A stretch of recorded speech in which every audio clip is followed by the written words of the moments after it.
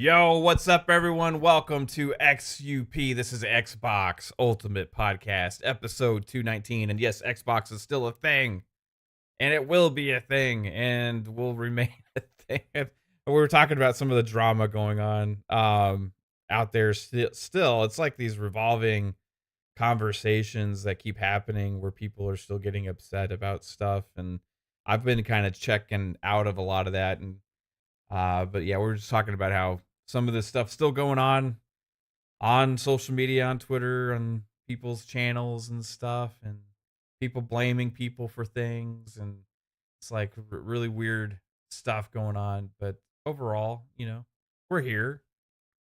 We're going to continue covering the awesome games that exist and are coming out.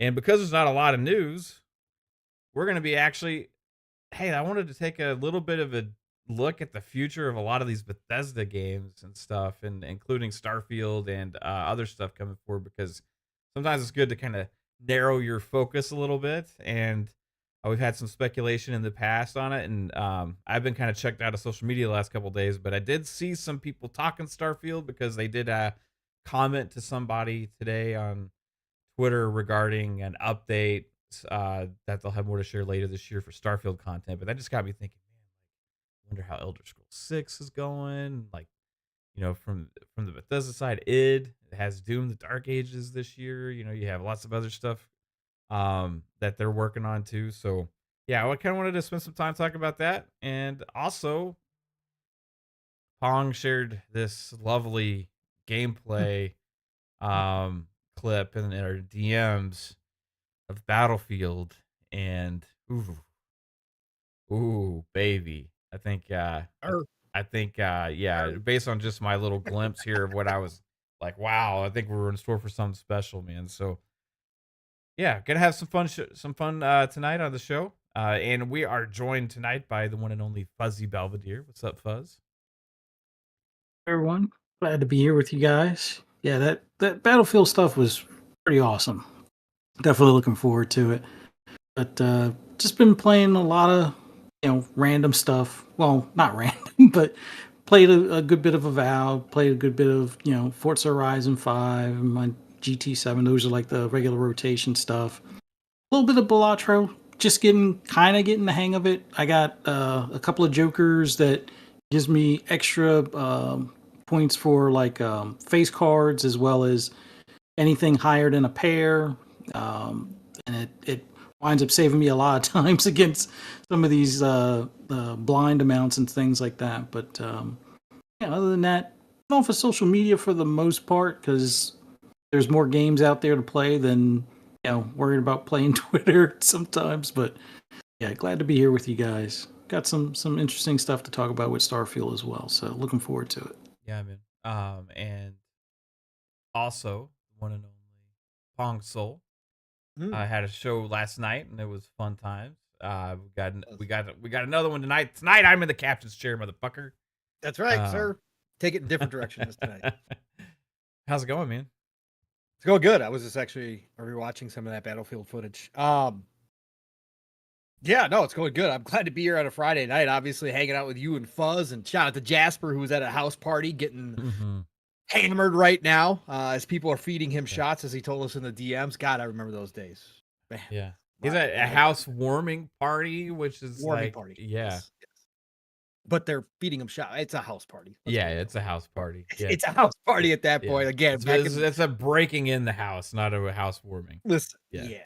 When you're that young, everything's a party. So when you're that young and you get your house, it's like, hey, yeah, we got a fucking house now. We can do what we want. No, nobody tell us. My bought our first house. Jesus, man, the party we had. Holy shit, yeah. So yeah, shout out to Jaspy.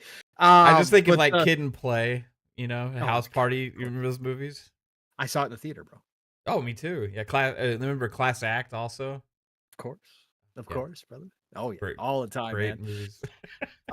Fantastic movies. But great to be here. Back at it, talking again and again. Like you said, not a whole lot to talk about. We have some cool stuff to talk about for sure. And again, Starfield, knowing that they're still working on it, and it's all that kind of stuff. That's going to be fun to speculate about. Plus, we can get into some Battlefield speculation from what we're seeing. For anybody who doesn't know, there was leaks. Everybody said, F you to EA and your NDAs. We don't give a shit. You let us play Battlefield. We're going to share it, especially when it's fucking awesome. So all of a sudden, there was all this leak footage today from the early Battlefield labs, and EA started to take it down. But then all of a sudden, it looks like they realized that people were giving them positive feedback, which is probably pretty shocking to EA. So they were like, oh, wait. Zampella's got us good feedback. Let's keep this rolling. So they've left it all up. Now people are posting minutes of it with full sound and everything. So we could talk about it because everybody's pretty much down to a T descriptor is, holy shit, Battlefield 4. Holy shit, Battlefield is back. This looks like Battlefield 4 all over again. So we'll talk about that because, yeah, it's got me a little excited. But no, nothing else. Like I said last night, just been playing Avowed. Did try out the new Immortal Pillars for Age of Mythology.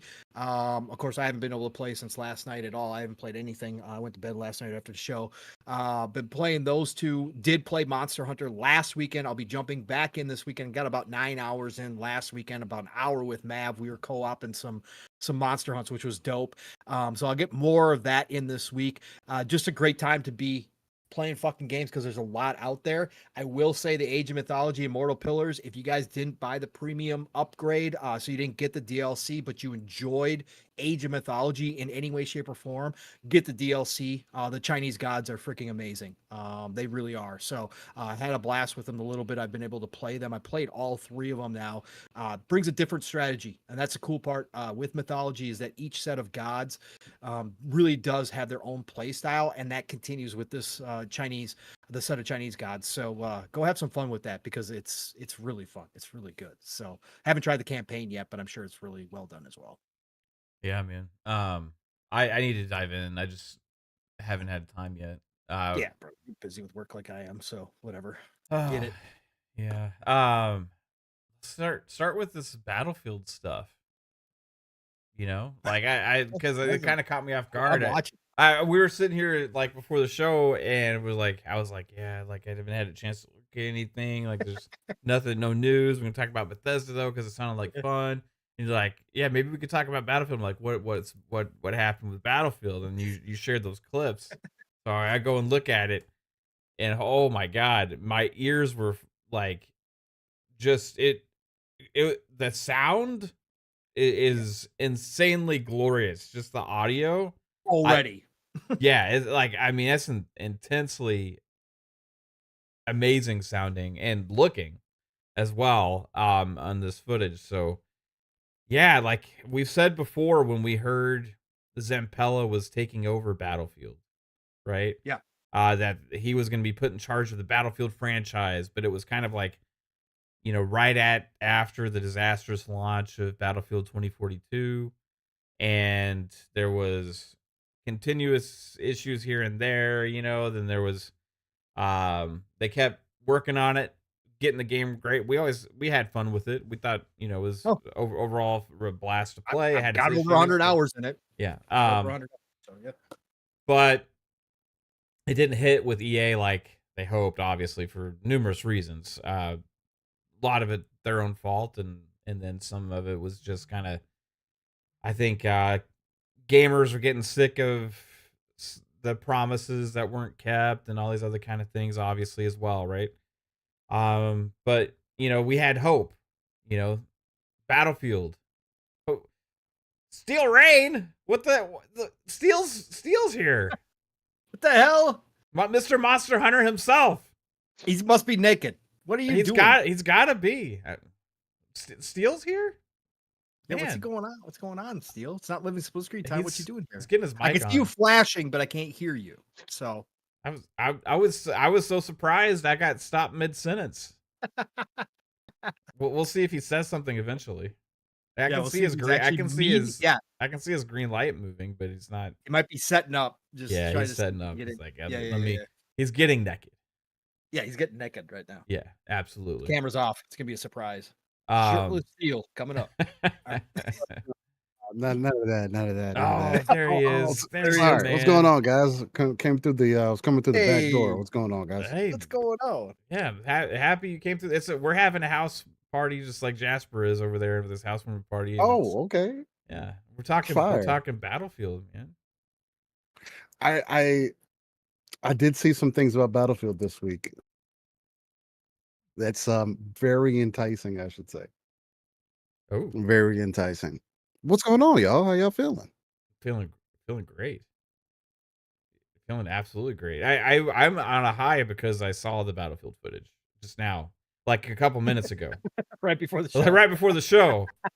Yeah. Like Oh, okay. So you saw immediately, it recently. yeah, Okay. just Yeah, right yeah, yeah, yeah. right before the show, Pong had shared it in our DMs, he told me it was in the DMs. I went and looked at it, and I'm on this like, wow, did Vincent Pella actually pull it off? Because Oh yeah, the destruction is back, baby. Yeah. Full on destruction. Yes. Full on. Nobody's Mm. hiding. I love it. I'm ready. I actually wanted to play the I wanted to get into the test. Like I want to play right now. When I Yeah. watched that clip, it made me want to play 2042. That was the first thing I thought. I was like, I feel like playing Battlefield now. Because I tried Fragpunk.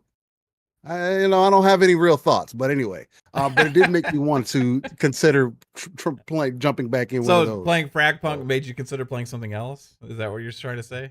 Oh no, playing for not again. It may I'm on a Monster Hunter kick right now, just to be completely frank, right? So it's very minimal games that are like pulling my attention. But when I tried Fragpunk, the first thing that I thought, I played a match and I was like, I'd rather play Marvel Rivals. You know what I mean? Like, Yeah. unfortunately, we are in this space to where you're having to choose and decide what's going to take that time or be that game for you. But yeah, no, that immediately was one of the first things I thought. I was like, what would I rather be playing than this? I thought I saw that Battlefield clip. That was about the same time I saw that. Mhm. I was like, yeah, this isn't what I'm trying to play right now. So, but I'm also not the Counter-Strike dude. So, Yeah. I hear you. I haven't or tried. Valorant, I guess, would be the better comparison. I haven't cared to try it yet. Eventually I will. I know the console launch was delayed, so I might give it a go Oh, once that comes out. But yeah, man, I was like, we heard, Zappella's taking charge, and still kind of on the fence because it's like, he's in charge of so much now. I mean, he's got Star Wars projects going on, like Respawn still. He's got Battlefield is under his belt now, and it's like, is part of me was thinking, is this man stretched so thin now that like he won't have the same impact that he had on the franchises in the past? But already just these clips I've seen of this new Battlefield, right, is I can see some trademark DNA from like Zampella in Yeah. especially like with the sound and the impact I'm hearing like on the weapons and the destruction, Really good. and it's like just so punchy and crisp and gives you that feeling um of like impact, that you get, Yeah. like that they created with Call of Duty originally, right, when they were stewards of the franchise and kind of created the Call of Duty franchise. And now I'm seeing this, and they did similar stuff with Titanfall and made that feel great. Apex had a great feeling when it launched, and I haven't played it in a while, but just they've always had his games always had a knack like gunplay, um, and sound design had weighing heavily into how the guns feel and play, and I Mhm. can get that already from this Battlefield, these Battlefield clips. Now the destruction on top of that is just icing on the cake, because that It's nice. destruction looks great. It looks like Bad Company days, Battlefield, old Mhm. school Battlefield, like 4 and stuff like that. So overall, man, I'm just seeing these clips that have been not shared in I guess in the they're not supposed to have shared these clips, Somebody's right? getting in trouble. Somebody's getting in trouble for sure. They were, but like I think like what Pong was saying is EA decided, hey, there's such a positive reception that we're not going to strike them anymore. So That's true. Like based on that, I'm like, EA needs all the positivity with Battlefield they can fucking possibly get. So I think they actually did realize once they started looking at the comments that everybody was going, holy shit, this looks like Battlefield 4. Holy shit, look at the destruction. Holy shit. Yeah. We might be back, boys. They were like, oh, okay, let's just let this roll. Let's just let this go. Yeah, y'all remember how bad the 2042 beta was? Mm-hmm. Yeah, remember how many problems there were? Everything. Yeah, I don't think I don't even remember if I played the beta. I don't remember now. Yeah, but this is the like stuttering, the fucking everything. There were so many problems with that. Oh, there was like artifacting in the sky. Now, like, granted that we're also at the time we're on the cusp of like the current gen consoles were newer, right? And were trying to do like 128 players and all this other crazy shit, and they were doing some things differently. And I think it was they were trying to take a leap with the graphics and stuff with that, with which they did. Granted for them a lot, but it led to a lot of issues at launch, and that beta was horrible. Now, Pong's Magic Xbox didn't have any issues for some reason. Mine was like, I mean, I was streaming, and like you could see there's like artifacting black like shadows in the sky and like diamonds everywhere. It's just like crazy visual shit. T-posing characters all over the place, people floating.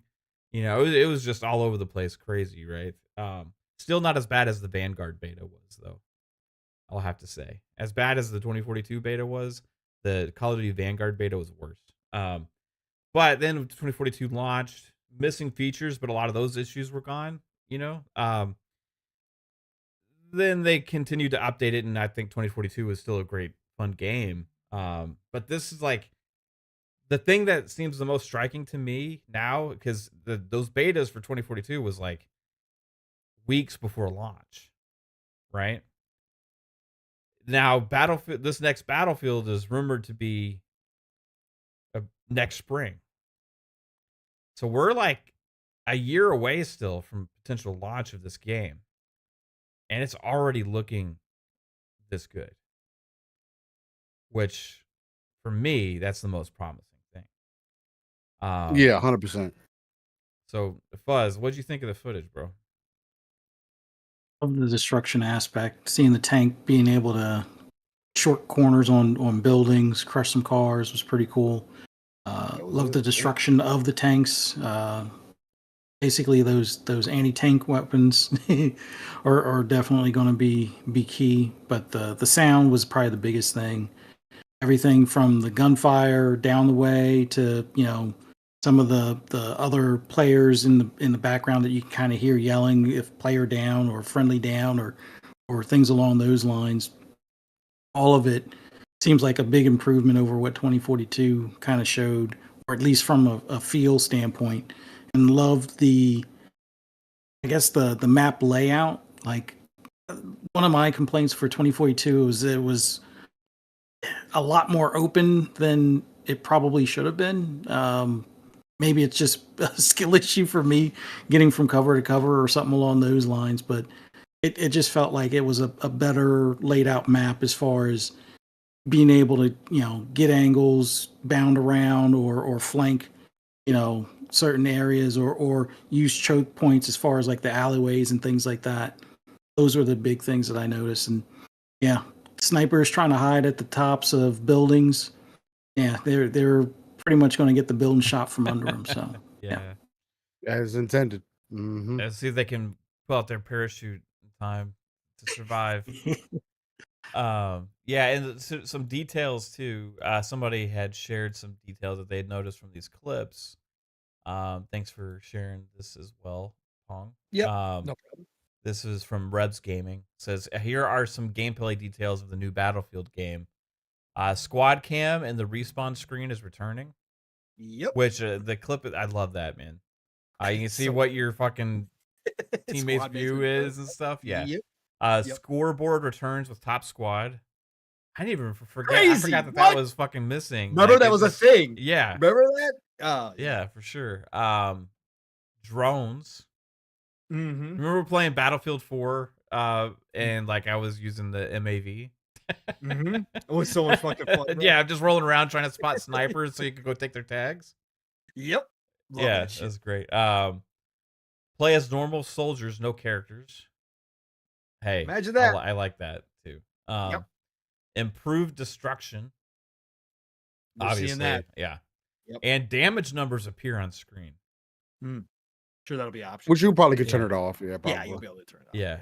I like that personally because I like to know, like, okay, so let's say you want to go with like a semi-automatic like assault rifle, right? And you're going and you kind of have a single shot mode. Or what I used to do in Battlefield back in the day, this was crazy. I actually did this back. I mean, this was Battlefield I think Bad Company. And maybe Bad Company 2. I can't remember. I would use a fucking LMG. I put a like ACOG scope on it. I would put it in single fire mode with the silencer. I would lay in the grass and I would use it like a fucking sniper. Pop, pop, pop, pop, pop, down from super long range. Because if you had the right attachments on it, no fucking recoil on that baby, man. Oh, and it was glorious. So I would actually use and the benefit to that, using a LMG. That lots of rounds. You don't have to reload if you're using it like that.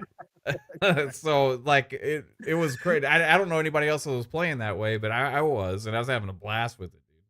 I don't know if I've ever played a Battlefield where I've been able to recreate that again, but you know, it's just like if you're able to see damage numbers on stuff, you can kind of get a better sense of like how is this weapon doing comparatively to others actually. Yeah. You know what I mean? Yeah. So I do kind of like that stuff. It's a game thing, yeah. Yeah. I like it. Yeah, man. But Pong? Yeah. Event Zempella is gonna deliver. It seems like. I mean, I'm still saying it quiet, right? Because there's a lot between here and release. But the fact that this is the early testing, the fact that we know it is going to be probably first half of next year when we see this game, but to see the quality level already, is massive. And again, the sound, like if you guys haven't gone and watched these clips, go watch these clips. Again, this isn't campaign stuff. You're not spoiling anything. It's multiplayer. Yeah. Put your headphones on, or if you got a great surround sound system, turn that up. What they've all done already, Battlefield has always been the king for me out of sound. Yeah. But at this point, to already be here and some of it is sounding better than it ever did before, or at least right now they are putting emphasis in certain areas on explosions and on your actual gunfire from your gun itself. They're enhancing it a little bit. It sounds like in my ear, because I just played 2042 just a little bit ago. So it sounds incredible already. But the main thing here is obviously my dream of dream was that Zempella would just go back to Bad Company 2, right? And just do Bad Company 3. I said from the beginning, Zempella doesn't have to do anything but just create Bad Company 3 and it will sell tens of millions of copies, okay? Again, Bad Company is so beloved. But that's obviously not what they're doing. But that's okay. The next step was just go look at 3 and 4, get rid of the server issues and the bugs that were in the beginning, especially 4 was really horrible. 3 had its issues, but not as much. 4 was the start of really badness for Battlefield. Just go back and look at those 2. Bring back the basics, bring back the destructibility, just go back to that more of a military sim, grounded feeling type game. Get your maps right, get that close quarter shit down. Building to building was a lot of Battlefield. Sure, they had their open maps too, even back in the day, right? For Gold Rush and all that kind of shit. You had your open parts. But a lot of the best moments were those tight city corridors in Bad Company, in Battlefield 3, in 4, where you were fighting from building to building, snipers everywhere, didn't know where they were coming from, tank maybe coming around the next corner. And already in this footage, whatever this map is that everybody's playing, that's exactly what this is. This is a Middle East city, tight packed, right? And you're running down streets, you're ditching and dodging behind buses that are blown up. trying to take tanks from around corners. Tanks are wiping out buildings like Fuzzy was saying, right? Taking away your cover. Like, that's Battlefield. And again, the dude who's playing it in the clips isn't the greatest Battlefield player by any stretch of the imagination. There's a couple times I was like, what the hell are you doing here, bro? Get out of the open, bro. This is Battlefield. Get in the cover. But just overall, already, and again, I'm going to say quietly, but what we're seeing here right now is a return to what Battlefield was at its peak. Even if it's not Bad Company, that's cool. But the fact that the multiplayer is looking like this already, they've gotten rid of all the nonsense. Somebody even brought up, somebody posted and I posted in the DMs too, the end screen, right? A game over screen when they show top squads and kind of that stuff. Again, just seeing normal soldiers, right? Not operators, not anything funky, just normal soldiers, no corny one-liners, just your dudes hanging out in that end game pose as you're going through your stats for top soldier with the classic Battlefield dun, dun, dun, dun, dun, dun, dun, dun, music going, hitting hard. That's Battlefield. That's what made it special. So if they could do this and they can give us the only in Battlefield moments that we know are going to be there, then yeah, Zampella is on the track to bring Battlefield back to glory. And suddenly, with these leaks, like I said, there's a whole lot of people ready to forgive Battlefield for all the bad games that they put out for all these years. They're ready to forgive and come back. And you could see the excitement from people just seeing little bits and clips of what this could wind up being. I'm ready, man. Again, I'm Battlefield stan. I always will be. Battlefield's always my top choice. I will always be here for as many chances as they need. But I think that Zampella, we knew, had the best shot of doing this, and I think they're going to do it. And the fact that we now know too that they are going to have a campaign on top of it, and I'm assuming it's going to be a classic Battlefield. I don't care how tropey it is or whatever the case may be. I don't care. It's always good to be back in the old classic Battlefield campaigns. This could be the best Battlefield we've had in over a decade. So I can't wait, man. I'm already seeing it, man. I'm seeing the vision. Yeah.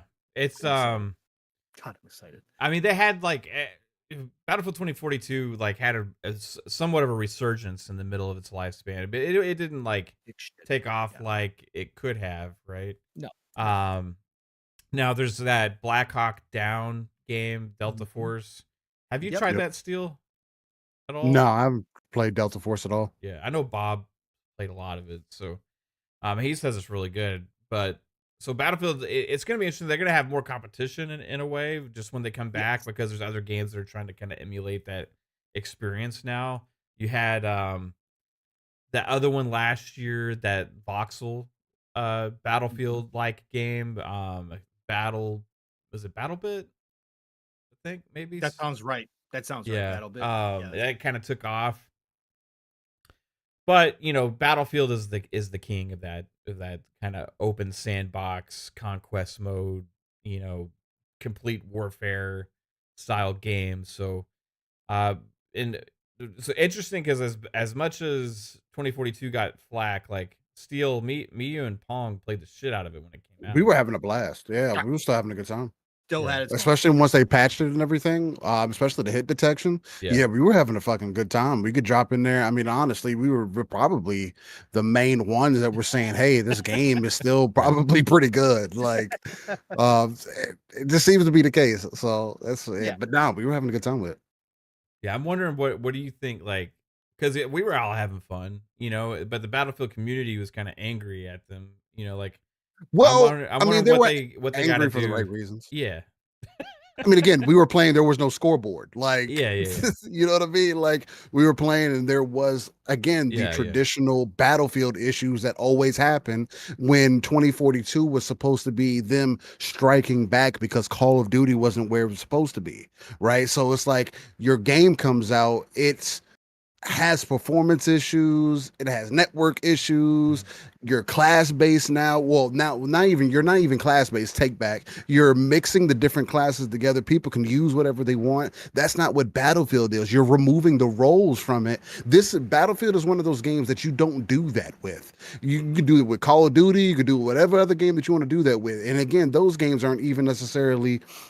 There's a reason that they're different. That's why the big mode, the ground war mode or whatnot, because I think it's called something else now in Call of Duty for the multiplayer. That's why I don't think that it works that great, right? Because it's like Call of Duty's trying to be Battlefield on this big old map, and it's like, that's not what I play COD for. I go to Battlefield for that experience, and it doesn't even feel remotely the same, right? So I just... If it's gonna take Vince Zampella to step in and his pedigree, his war chest, whatever he has going on in the background, that he knows how to put out good products. I mean, again, for anything that people can say about Titanfall, you can't say that they were bad games, right? Like, from a mechanic standpoint, on a gameplay standpoint, on any level, they just didn't hit the populace the way that they needed to. Other games kind of hit harder, or again, like we've talked about before, it releases under other games, right? And it's like, well, yeah, it's not going to succeed because of that. It's like what we've seen with Horizon, and there's an Elden Ring, there's a Zelda, there's a, you know what I mean? Like, it's one of those opportunities. Although I don't think Horizon would be Titanfall in this aspect, at least to me. Was it the first Titanfall sandwiched right between Halo and Battlefield? Yeah. Like, no, within second one wasn't that what? Oh, that was the second one. The second one. I was getting confused. Yeah, the second one got crushed because of it, right? Because the first one was Xbox exclusive, right? So that was an Xbox exclusive. It was multiplayer. Early Xbox One. And it was only multiplayer. Yeah. Only multiplayer. And then Titanfall 2 came out when EA took over. They had the campaign, they had everything, but then they dropped it in between those two. And it was like, and that wasn't the time to do it. Yeah. No, because both of those franchises were still obviously extremely popular. So it was a tough sell for everybody. But then the campaign wound up being one of the greatest single player first person shooter campaigns of all time. And that's what kept people coming back. So but the multiplayer, people did not like the maps as much as they did in the first one. There was some griping about that because I was a heavy Titanfall player on top of everything else because I love Titanfall. So there was some griping that the maps weren't great. You know, the usual, the follow up to because everybody loved the multiplayer in the first Titanfall because that was what you had, but everybody fell in love with it. The second one came and everybody's like, oh, this ain't the same. Like, they tried to do more.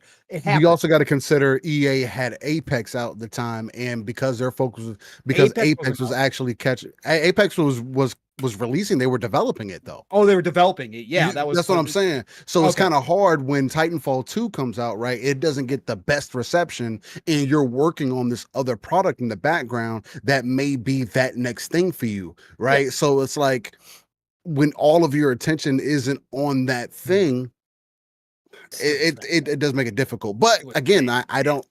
Vince goes back to OG COD. You know, he is the grandfather for why I even fell in love with COD in the first place. Again, COD and Gears of War are the only games that pulled me away from Halo during that time, right? Because they were literally the competing IPs at the time. So I got a lot of faith in what I've seen so far. I'll step in for Pong and say I'll double down. I'll bet that this next Battlefield is going to be of what we're looking for, right?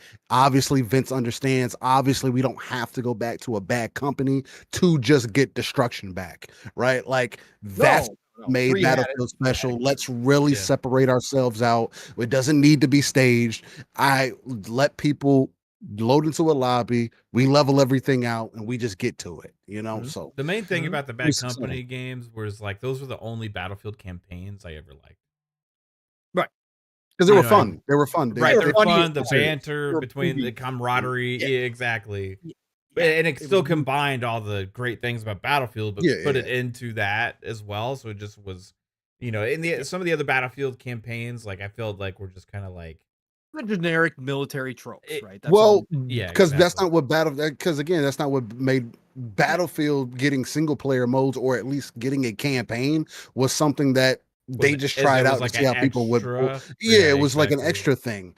Battlefield, you always paid whatever the newest game cost to play multiplayer. Like that's all that it was. Yeah, yeah. Or you could play against bots. So it was like, you know, Yeah, that's why I get why people miss it. I was really defensive over like the fact that they didn't have campaign like last with 2042 because I was like, that's not new for Battlefield. yeah, like, exactly. Battlefield games in the past have launched without campaigns. Like Call of Duty, you know, like when they did it with with the one Black Ops year that they had no campaign. that was weird. I was like, that's like a cop out to release a game that year. You know what I mean? It was full of old maps that were just redone and stuff too. It was like, that was like, hey, we don't have a game this year. We got something happened, you know, so let's put together what we can. And Call of Duty is known for the campaigns, you know what I mean? So as much as almost having it at least, yeah, exactly. So, but yeah, Battlefield's been like, some people I understand like the campaigns and enjoy them or like want to have a reason to play them and stuff. If you're not into the multiplayer, as long as you're telling a good story, that's all that matters. Like, I don't need you to be a Call of Duty story. I need you to be, hey, take more military sim again. The black, like what Delta Force did with the Black Hawk. I like for those games, these military games that I know are military style game. I like for them to play into what they do best more. Yeah. Right. Maybe even throw some of that what Fuzzy likes to get into with the Fallujah, you know what I'm saying? Maybe those, you know, squads kind of based. Battlefield has a lane to even step a little bit in where Ghost Recon might be missing a little bit. Not with the third person, of course, but just as far as like the squad base, being able to clear out different things, maybe some survival missions. You know, there's just a bunch that could be added on. But I think the main focus is definitely going to be multiplayer for sure. Multiplayer and then campaign. So yeah. Right on, man. Well, I'm excited. I'm excited UI to see. Clean as hell. God, man. That sounds again.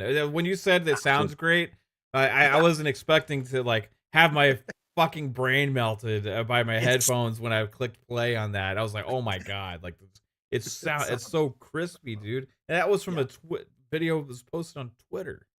Right. You know, like so. I'm like, I can't imagine what it actually sounds like with the actual game running for me if I'm getting that based on a video file on Twitter, right? I mean, my God, I gonna be amazing. So yeah, high hopes for Battlefield. Yeah, let's get into some of this other stuff. I was driving a lot today for work, you know, and I just started like because I saw some stuff on Twitter like a little bit that hey, Starfield had they made some comment to somebody on social media today about like, hey, you know, we have news to share when it's available, but lots of exciting things coming still for Starfield and stuff. And then my mind took me back to this like dumbass article that I criticized last year, how it's like the future of Starfield weighs on Shattered Space or something like that. Like, and I was like, what the fuck is this all like? And I remember that article. And I was like, what is he fucking talking about? They already have other expansions like that this we already know there's another expansion for the like Starfield. We already know that they are doing more. Like, what are you saying like the future of Starfield weighs on Shattered Space? And then, you know, a bunch of stupid stuff. Then people like sped run the fucking Shattered Space campaign and then just reviewed that content that is immense. Lots of shit to do with Shattered Space expansion, but they just reviewed it based on just the story part of it, right? So, I mean, it's fair. Yeah. So overall, like, I think that Starfield has had. Even saw somebody today. They're like, oh, Starfield's such a bad place. Again, showing screenshots of the fucking player count on Steam, and it's like, it's gonna be down under the 1,000. It's gonna get like, I mean, okay. What are we doing here when we're talking about like 2+ 3-year-old single player games? And we know that a lot of these games like end up having resurgences with new content and sales when they have sales or like there's whatever, you know. And it seems like it just for some reason Starfield can't escape the negative stigma. For some reason, that's kind of permeated the gaming community space. They wanted it to be Skyrim, this generation Skyrim. That's what everybody wanted the game to be, and so apparently it didn't hit that mark. You know, for a lot of people. I mean, to a lot of the base. Now, is it kind of proving something else because it obviously has some of that Skyrim genetics in it, right? I mean, it's coming from that same team, but I only say that because it does seem to have longevity. The game continues to get better. They are going to drop more updates, right? I mean, again, for as a player like myself, it's unfortunate that the Starfield experience that I would have today is like not even remotely close to what I played at launch. Yeah. But again, that's great for everybody else. So it's kind of like it's that like when you're facing greatness kind of thing. Like that's the problem with Halo. Nothing else competes with Halo except itself. And if you're not meeting up with yourself, then like it just kind of I don't know. I think that might be where a lot of that stigma is coming from. Yeah, it's weird that, a lot of these things get focused on, single player games too, with where people are talking Yeah. about this stuff, and it's like I don't think I've ever lacked faith in the future of Starfield existing as something that people are going to play for a long time, right? And that they're going to keep supporting and updating with content. The mod support, they do small drops of content all the time. They had a larger expansion last year. There's supposed to be another one at the end of this year that I think we're going The to modding content. find out more about this summer as well. So I'd kind of like thinking about like what is the future of this franchise going to be? And Fuzzy, do you think that over time that stigma melts away and it just kind of grows into this ever persistent game that people kind of continue to go back to and stops eventually getting this random hate years after release? It took a long time for Fallout 76's hate to go away, but that was more warranted at launch. Right? Like, so it's weird. It was definitely a lot less content in 76 when it launched, as far as what people were expecting beyond like the multiplayer aspect. They were hoping for, NPCs and quests and things like that, which they eventually added. But I don't think the hate goes away. And I hate to say this, and it's going to sound console war-y. Until it goes on the other platform, the hate's going to continue. You're going to continue to see the review places say it's a 7 out of 10, 17 times in the same day, but yet want you to go to their guides and spend a lot of time on, some of the tips and tricks for some of the weapons and some of the quests and things like that. So I think from the standpoint of the game really showing its game of the generation aspect is when people are still playing it 10 and 20 years later with all the mods that are out there, as well as the expansions. Like, if I remember right, there were at least 4 for Fallout 4 within the 2-year period after it was released. So I could definitely see by the time we get to like maybe the 3rd or 4th expansion on Starfield, maybe people stop commenting on, well, is this game, still alive? Why are people still talking about this game? What is there to do in Starfield in 2026 or whatever type of thing? I think by the time we get to the 3rd or 4th, DLC, maybe people will stop. But I think until it hits PS5, which I hope doesn't happen, just because I don't want Colin Moriarty to ever be right about stuff, but it is what it is. But from my standpoint, with, 14 plus days in it or whatever, it's probably more than that because I got 2 accounts that have 5 playthroughs going on at the same time. One with Crimson Fleet, one that I became Starborn earlier than what you're supposed to be. Another one where the landing space on the main planet's broken, but all the other ones I've tried, like I forget the one group where it's like all your missions are like stealth missions basically, and you get that like quiet suit that you can sneak up and kill people and basically play like a an assassin kind of thing. But I look forward to that leaked Starborn DLC that was talked about, I guess, last year. Hopefully we see something about it this year at the Xbox showcase, but I'm hoping that there are actual or legit, quote unquote, collaborations. Like, I know there are lightsabers that you can put in the game with certain mods, which I'm kind of amazed that Disney lawyers haven't really jumped up and down about that stuff yet. But official collaborations would be kind of cool. A co-op version or a co-op mod would be nice. I don't really expect it. I would actually expect them to actually make an MMO of Starfield at some given point. At some point, have that as an option. But I think there's a lot that can be look forward to as far as this game, as more and more mods and planets being modded into other things within Bethesda's universe of games.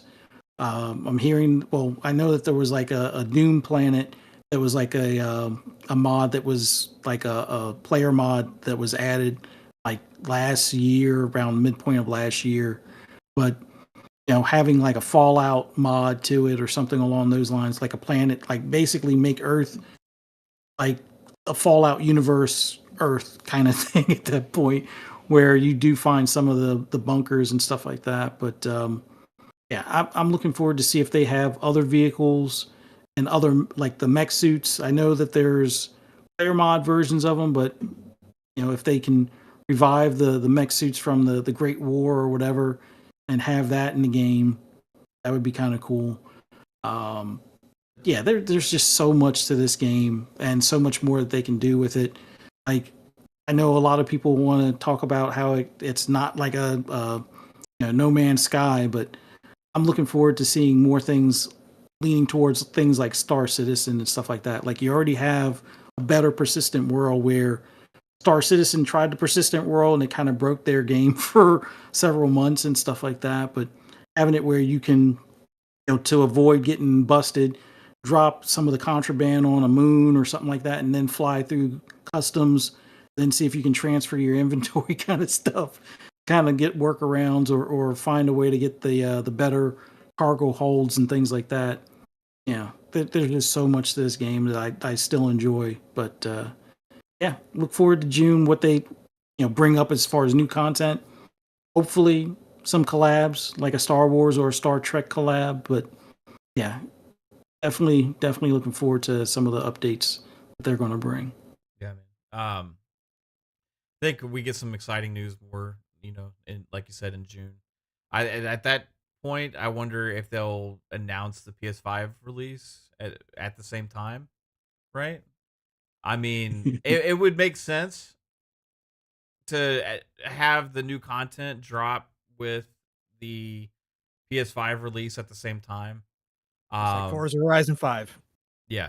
That's exactly what they're doing with it. New Right. content drop, Forza Horizon 5 on PlayStation 5. Yep. Yeah. Mm-hmm. I think for the stigma stuff, I think like part of it over time, like I think Starfield is going to be remembered and appreciated more like the older it gets, right? As opposed to just always kind of picked on.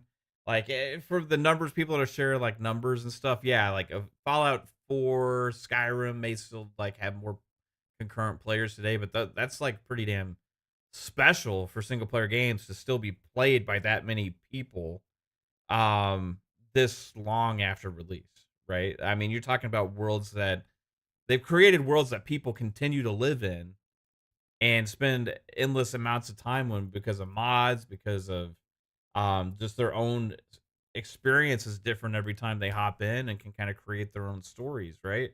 And they've created the same thing with Starfield, but we're still in the infancy of what Starfield is and will become over time. And I think the franchise is going to continue to grow. I like before when they were still saying, "Oh yeah, no, we're doing exclusives, all that stuff." I didn't think it was going to end up going to PlayStation, but like at this point, everything is going. And will it maybe benefit Starfield and other games in the future? Probably so. So, I'm wondering if that'll be this year and with that content. So, and I'm curious too if what kind of impact that has on their development for their other games going forward. Like Elder Scrolls 6, I think will be day and date on across the board, right? No reason not It to, should be. Mm-hmm. not to, right? Skyrim, it's been so long since Skyrim, man.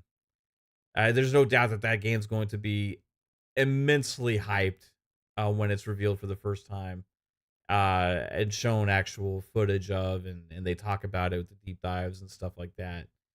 But I'm curious, like, Pong, as #1 Starfield fan, um, what are your expectations for kind of content for this year? Like, is now we had Shattered Space, which you haven't even dabbled Oh, in yet because you're still why would I? you haven't left the opening planet yet. You spent 5,000 hours there.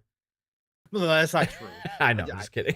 I just haven't done any main missions. So yeah, that's the only truth to that. 300 hours and no main missions. Everybody's waiting for me back at headquarters. So that's fine. I left there and became a pirate because that was my plan all along. I've said this all along. I didn't think that Starfield's lack of popularity, I guess, or I don't know what we want to call it. If we want to call it lack of popularity, 13 million people plus, probably closer to 15 million people at this point, have played the game. I guess critical reception, not being up there with It's some of the critical best. reception. And and people in this community, again, the loudmouths, not all liking it and hating on it. I never thought that would stop Starfield from becoming the third franchise for Todd and the rest of Bethesda. This is now their third franchise. This is what Todd always envisioned. This is what he wanted. They're not going to give this up. Todd's not going to give it up. Just because it didn't, do what maybe Fallout 3 did. Well, the funny thing is, like, it broke Bethesda records for Correct. like people jumping Right. into the game. You know what I mean? Right, Like more players, all these other kind of things. I'm just saying, as far obviously, what I I'm like talking it. about. I'm talking about critical reception about Yeah, popularity. 100%. Fallout Yeah. 3, Elder Scrolls, after he took over Elder Scrolls, like again, he had success after success. So just because this one didn't do that, People per throwing se, in parades because, oh my god, I can't believe this game exists. Yeah, exactly. Yeah, exactly. This is it. They're going to move forward. So they're going to continue to support this game. They're obviously working heavy on Elder Scrolls 6. We've heard smoke that it's a lot further along than some people think. I still don't believe that. I still think it's a 2027, 2028 game. But whatever the case may be, they're in full swing on Elder Scrolls 6, which is fantastic. I think that they obviously are going to change Starfield. They're going to continue to adapt Starfield. They're going to continue to add things. They might even change a lot of the system. This might be a massive update that's coming, right? This could be like a Cyberpunk 2077 type update coming, And where they've we done could see that with a lots lot of their changes. games. They have before in the past, and Yeah. I think this could be that's why they've been really quiet, because they're focused on working on the PlayStation 5 version, but they're also focused on what the updates are going to be. And I think this could be a big overhaul. I think we could see the survival version of Starfield show up in this update that they talked about, where they had that hardcore mode. I think they could introduce that whole aspect and change how the game's played. Make campfires completely. out in the planets, Right, if somebody and, wants like, to. make some Right. fucking Having to worry about your bird fuel. steaks and shit. And Yeah, having to worry about your fuel. I think they could do an update to the base, because a lot of the base building was really dope and people created some really cool ass things, but it was still limited. I think they could be working on that. Now, again, do they do all that? We'll see. I think they could introduce a couple new planets, inhabitable planets that they actually give missions to and stuff like that down the road here. So I think this is going to be a big update. I do agree it's going to be the PlayStation 5 launch. I think we get this holiday of this year. I would imagine. I think we do get a showcase trailer reveal for what they're doing. But I think this is going to be a holiday release on PlayStation 5 with this big update for everybody. I think it's perfect timing for that. And I do think that once it does hit PlayStation 5, as stupid as it sounds, even at this, with this update, that's a good update. People are like, wow, like exactly. People are gonna play it, bro. People are gonna be like, oh, I guess it's really not as bad as I thought it was. Like, this is actually kind of a good game. Like, you're gonna I can go to all these planets and like explore, or I don't have to, or I don't have to, for God's sakes. I don't. I mean, have again, to I beat Starfield in 60 hours, so right, exactly. But the way people act, sometimes they think Not you're trying. forced to go to these planets. Like, you're not forced to go. Don't enjoy the game how you want to enjoy it. That's an RPG. Okay, that's what it's about. Role play how you want to role play. You want to speed through. You want to go like me and become a space pirate for fucking 300 hours? Go do that. You could do whatever you want to. That's what I think the greatest strength of this game is. But I think that you are going to see a shift in it. The fact that people still go back to the well about this is part Bethesda hate, right? Because that's been boiling for a while, even as a big Bethesda fan. Todd and his team, Fallout 4, semi-pissed some people off because of they took out a lot of the RPG aspects. People weren't happy with it. Now, again, it still did incredible numbers and it's still wildly popular, but there was some people who were pretty disgruntled over Fallout 4. Fallout 76, obviously, did a lot of damage to the Bethesda community because it was not what was expected. However, that has turned the corner, obviously, now, as well as the TV show helping that, plus all the updating they've done. That's a completely different game now. So a lot of it is Bethesda hate, but a lot of it is just because it was an Xbox exclusive, because they did purchase Zenimax. Because people in this day and age want to find every single reason. Again, the loudmouths, we're not talking about general gamers, but the loudmouths want to find more reasons to dislike a game than they do want to like the games a lot of times these days, especially when those games aren't on their favorite platform. It's just a fact of console game. It's one of those things that's become a reality. So I think that this is going to help that. And I think we're going to see a lot more Starfield in the future. I think we might eventually get a Starfield MMO at some point from Bethesda, if it's not what's currently being worked on in ZeniMax Online. I think eventually we might get one. But I think really that Todd's going to push this forward and then get around to making the sequel when it's next in line. And I think that Starfield's part of the trilogy now for Bethesda. Yeah. So it's going to live on, man. And I'm more than fucking happy for it. I just got to get back to it at some fucking point. Sure.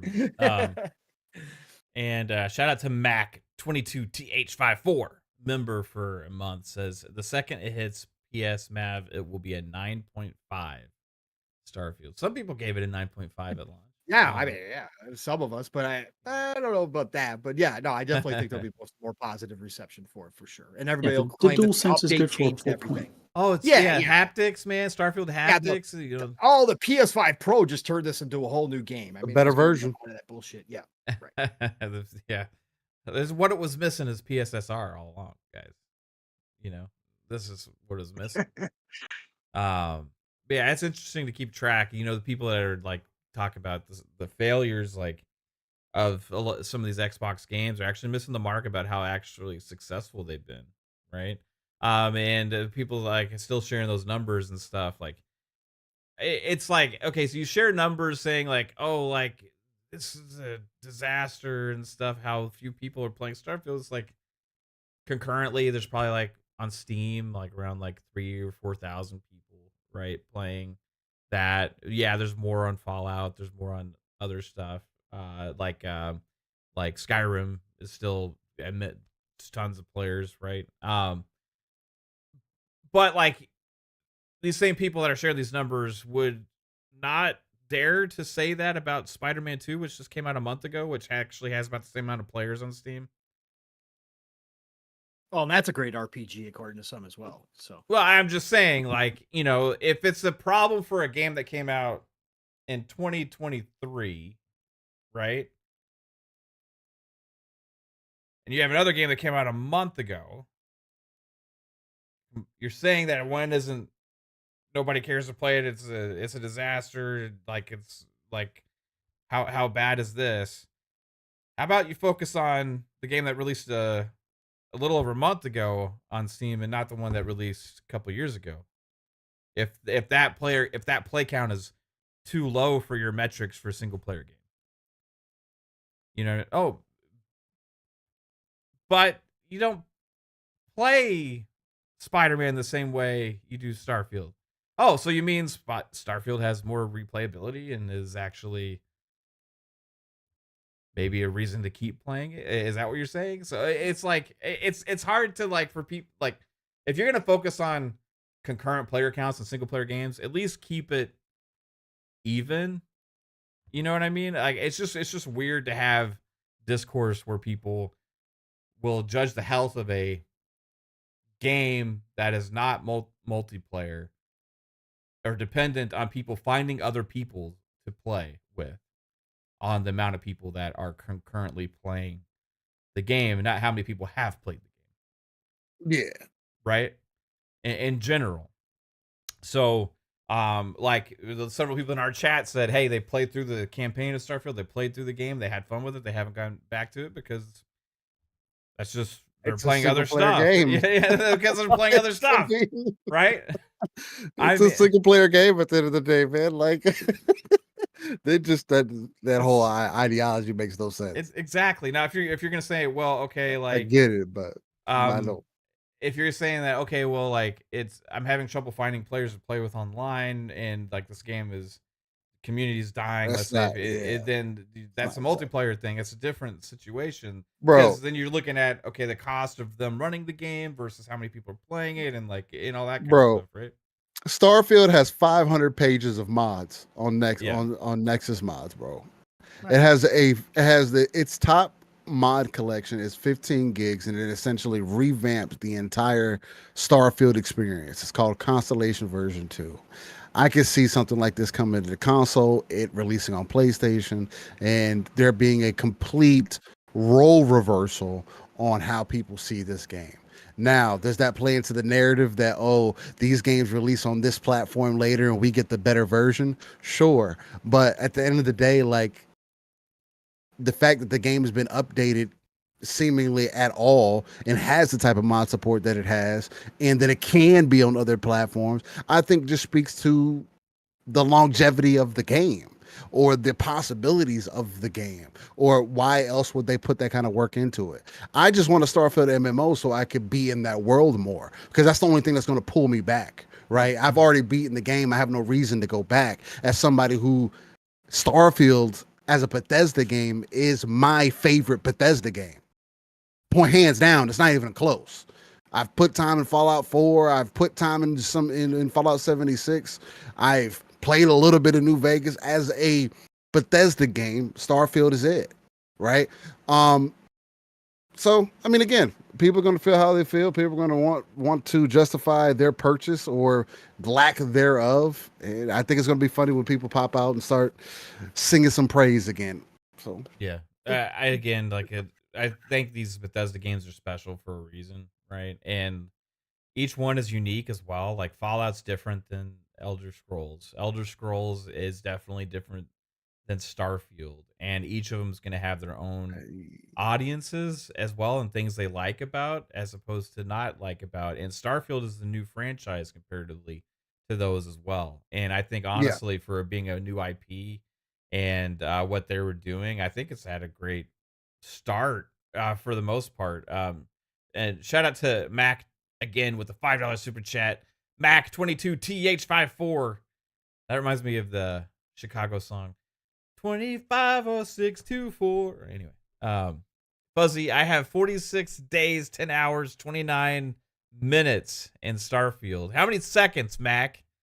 You're holding out on the seconds. What's your numbers? Starfield rules. Trolls are gonna troll. I think it's hard for Fuzzy to tell us because he has like when he was playing, he had multiple playthroughs going on at the same time. I looked at the two accounts that I'm using. It's 13 days on one and 6 days on the other. But I know that's not counting all of it, because I don't think the modded account that I played on PC counts towards that at all. So yeah, it's at least 20 days right now.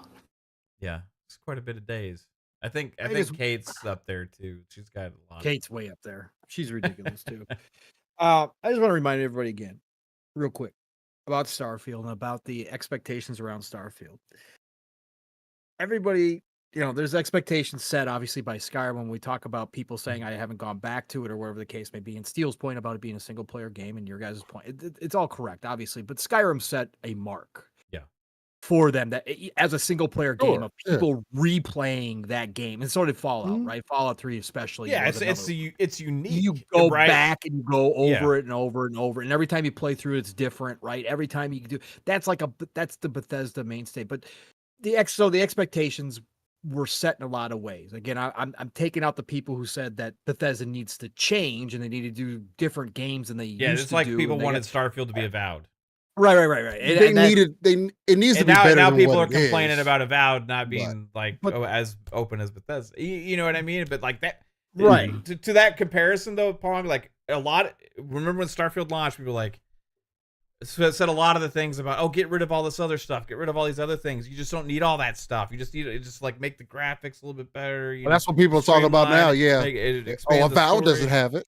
Yeah, and now it's like the opposite with that game. You know what I mean? And so it's like I know what I like from the individual developers, and I know my expectations from them, and I know each game's going to be different depending on those developers. But it's like everybody, it's like people. I think PlayStation has kind of like trained people to this mindset of like focused experiences in a way, right? Of like more linear, take care of you through the path kind of in a way, and it's like they don't know how to play in these sandboxes at times. It seems like when they're reviewing or judging some of these games and stuff. So they don't.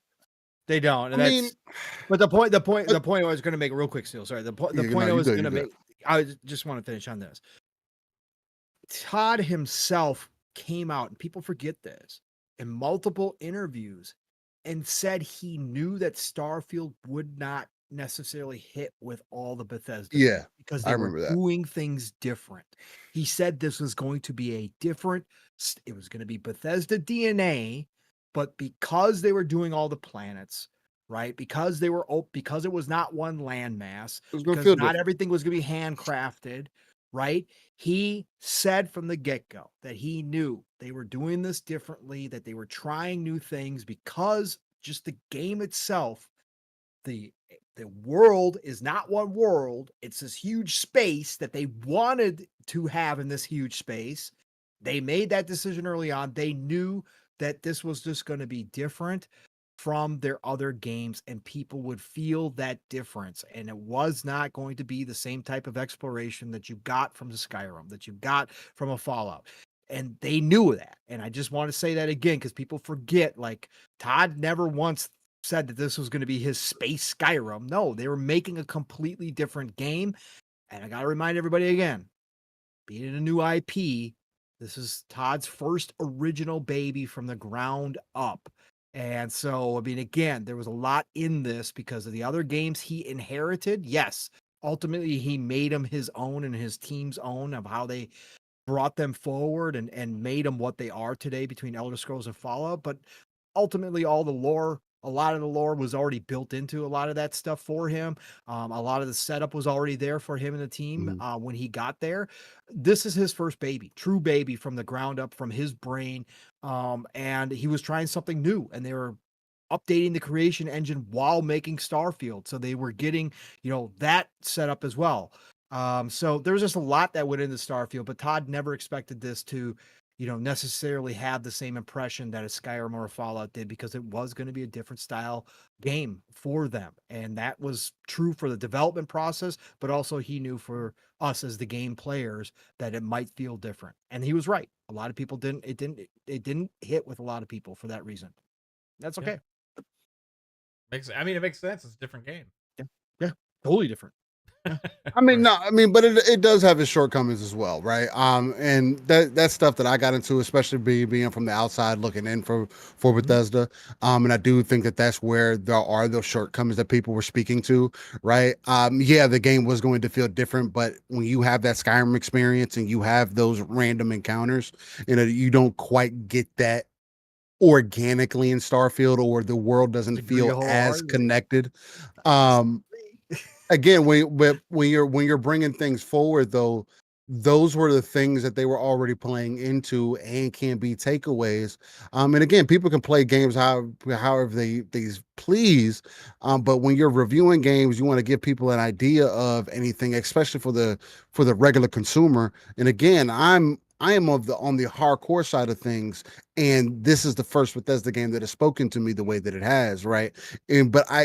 So it's very easy for me to see its shortcomings or why it would not connect with people. Because again, I do think that the story for Starfield is not as put together as it should be, right? Especially when you throw all the faction stuff in there, because they threw a lot of heart, a lot of emotion, a lot of talent in the side content for the factions and stuff. And it doesn't tail back into what you're doing there in the first place. It doesn't add any additional importance to you. It doesn't add anything to the overall universe that you're traversing in, where other games have seemingly done that better years ago. Mass Effect did it. Skyrim was doing it. Fallout was doing it. You know what I mean? Those were the things that people were speaking to. And again, I'm just saying that as somebody who I played through all the content that Starfield had to give me, right? And I wasn't trying to, like, my time with Starfield wasn't I'm trying to get through this game. It was, no, I just played the game for whatever it was bringing to me.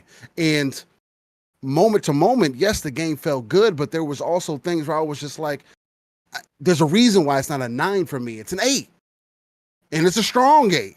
Sometimes it was almost a 7 because of AI issues, right? But those are things you got to speak to, and people will notice in the modern era when you are an OG like Bethesda. You have these pedigrees of games, and that's what people are speaking to now. That's the issue with games, why people feel like some things are reverting or we're not moving forward, but at the end of the day, like, a lot of people are still justifying 30 frames or justifying 45 frames and excusing a lot of other things. People are still excusing, I want ray tracing with the best graphical fidelity I've ever seen. And then you have what you have in Starfield, where you have to have loading screens because there has to be some kind of give and take there because of how things are designed, right? So it's like people want their cake and they want to eat it too. At the end of the day, like Vandal mentioned in chat, Starfield's an 8. It's a Metacritic. It's on Metacritic's an 8. So regardless of how people feel, the game is a good game. You know what I mean? Like, it's not the 7 everybody gets mad about, or it's not even a 6, and it can't be because of all the things that it does. So it's weird to see how people critique it, in the way that they critique it, right? Especially when I listen to you guys and how typically people who are fans of these games, where you speak to, hey, maybe you want to go over here, maybe you want to expand over here. Hey, this is not always about going from A to B. It's about the things in between. But again, even Maddie, somebody who is also a vet to Bethesda, right? He had but it is fair to take that critique and say, okay, I can see why he's saying that, why he may feel that way, and just kind of level some things out. That might be a step back for him. It's just like what I'm seeing with Monster Hunter right now. Everybody's complaining about, I see a bunch of people complaining about Monster Hunter Wilds being too easy. I'm not finding the game to be too easy. I'm not a vet to Monster Hunter, but I just came off of playing 100 hours of Monster Hunter World. You know what I mean? So I have experience, but I'm also really enjoying what I'm playing right now. So there's just, I don't know. I do think that the companies need to just continue to do better about weeding through what's good information for them, so we can get a Starfield MMO, or whether they do expansions. Like, again, with the announcement that they did saying, hey, we're not ready to announce nothing yet, but we got stuff coming. Cool. You know, if people ask, write a message back. That's cool. That's part of, I 1000% believe every team that's under Xbox needs a marketing team that is active all the time. TikTok, YouTube, Twitter, bro. In Exiles is so everybody needs everybody. But because there's just, keep people updated. Let somebody know what's going on. I mean, unless you don't have nothing down on the pipeline. But then that also goes back to that, that secrecy that that Paul kind of that speaks to, that we don't really have here in this form of entertainment. So it's just funny. Yeah, it's been like, ever since Starfield launched, it's always been kind of this weird enigma of like great game, critique, excitement. Like the fact that people are still talking about it says a lot. 100%. Yes, it does. How many games have come and gone? People are already done talking about Dragon Age Veilguard, right? They're already done with it. They don't. People are done talking about Black Myth Wukong, and it's sold 30 million copies. This was my point, though, Pong, when the game came out, when other games were like being lauded and people were criticizing Starfield, and I was like, I guarantee you 10 years from now, these other games, nobody will be playing, but they will be still playing Starfield. We're talking about Starfield. And talking about Starfield. Yeah, exactly. And that's what kind of wanted, like, I was thinking a lot about this today because of the hey, we got stuff coming. I was thinking about it's probably coming to PlayStation, and like, it's just, I see people still trying to tear it down. It's just like this, almost like this like agenda for some reason, like to go after this game that's a couple years old. And not focus on any of the other things that are even more recent or current or anything else, but like still like, hey, let's go back, and they talked about new content. Let's go back and make sure everybody understands how much of a failure Starfield was comparatively to their other games. And I'm like, motherfucker, like that's why I brought up the Spider-Man 2 thing. Is like, because these are PlayStation guys doing this right now until it launches on PlayStation or it gets announced for it. And it's like Spider-Man 2 launched a month ago. Fuck, and you talk about numbers. It's like, who cares? Nobody's talking about Spider-Man 2 numbers on Steam because guess what? It's expected. Nobody fucking cares. Like nobody actually fucking cares. I mean, the companies care. They make the money. You know what I mean? But like, it probably sold okay for them as an extra little cash grab, right? To put it on PC for them. And that one, I think that one was arguably just as decisive as Starfield was in some ways, right? Because again, from what I can at least recall hearing from about Spider-Man 2, people felt like for a second game, it regressed from the first game or wasn't much improved.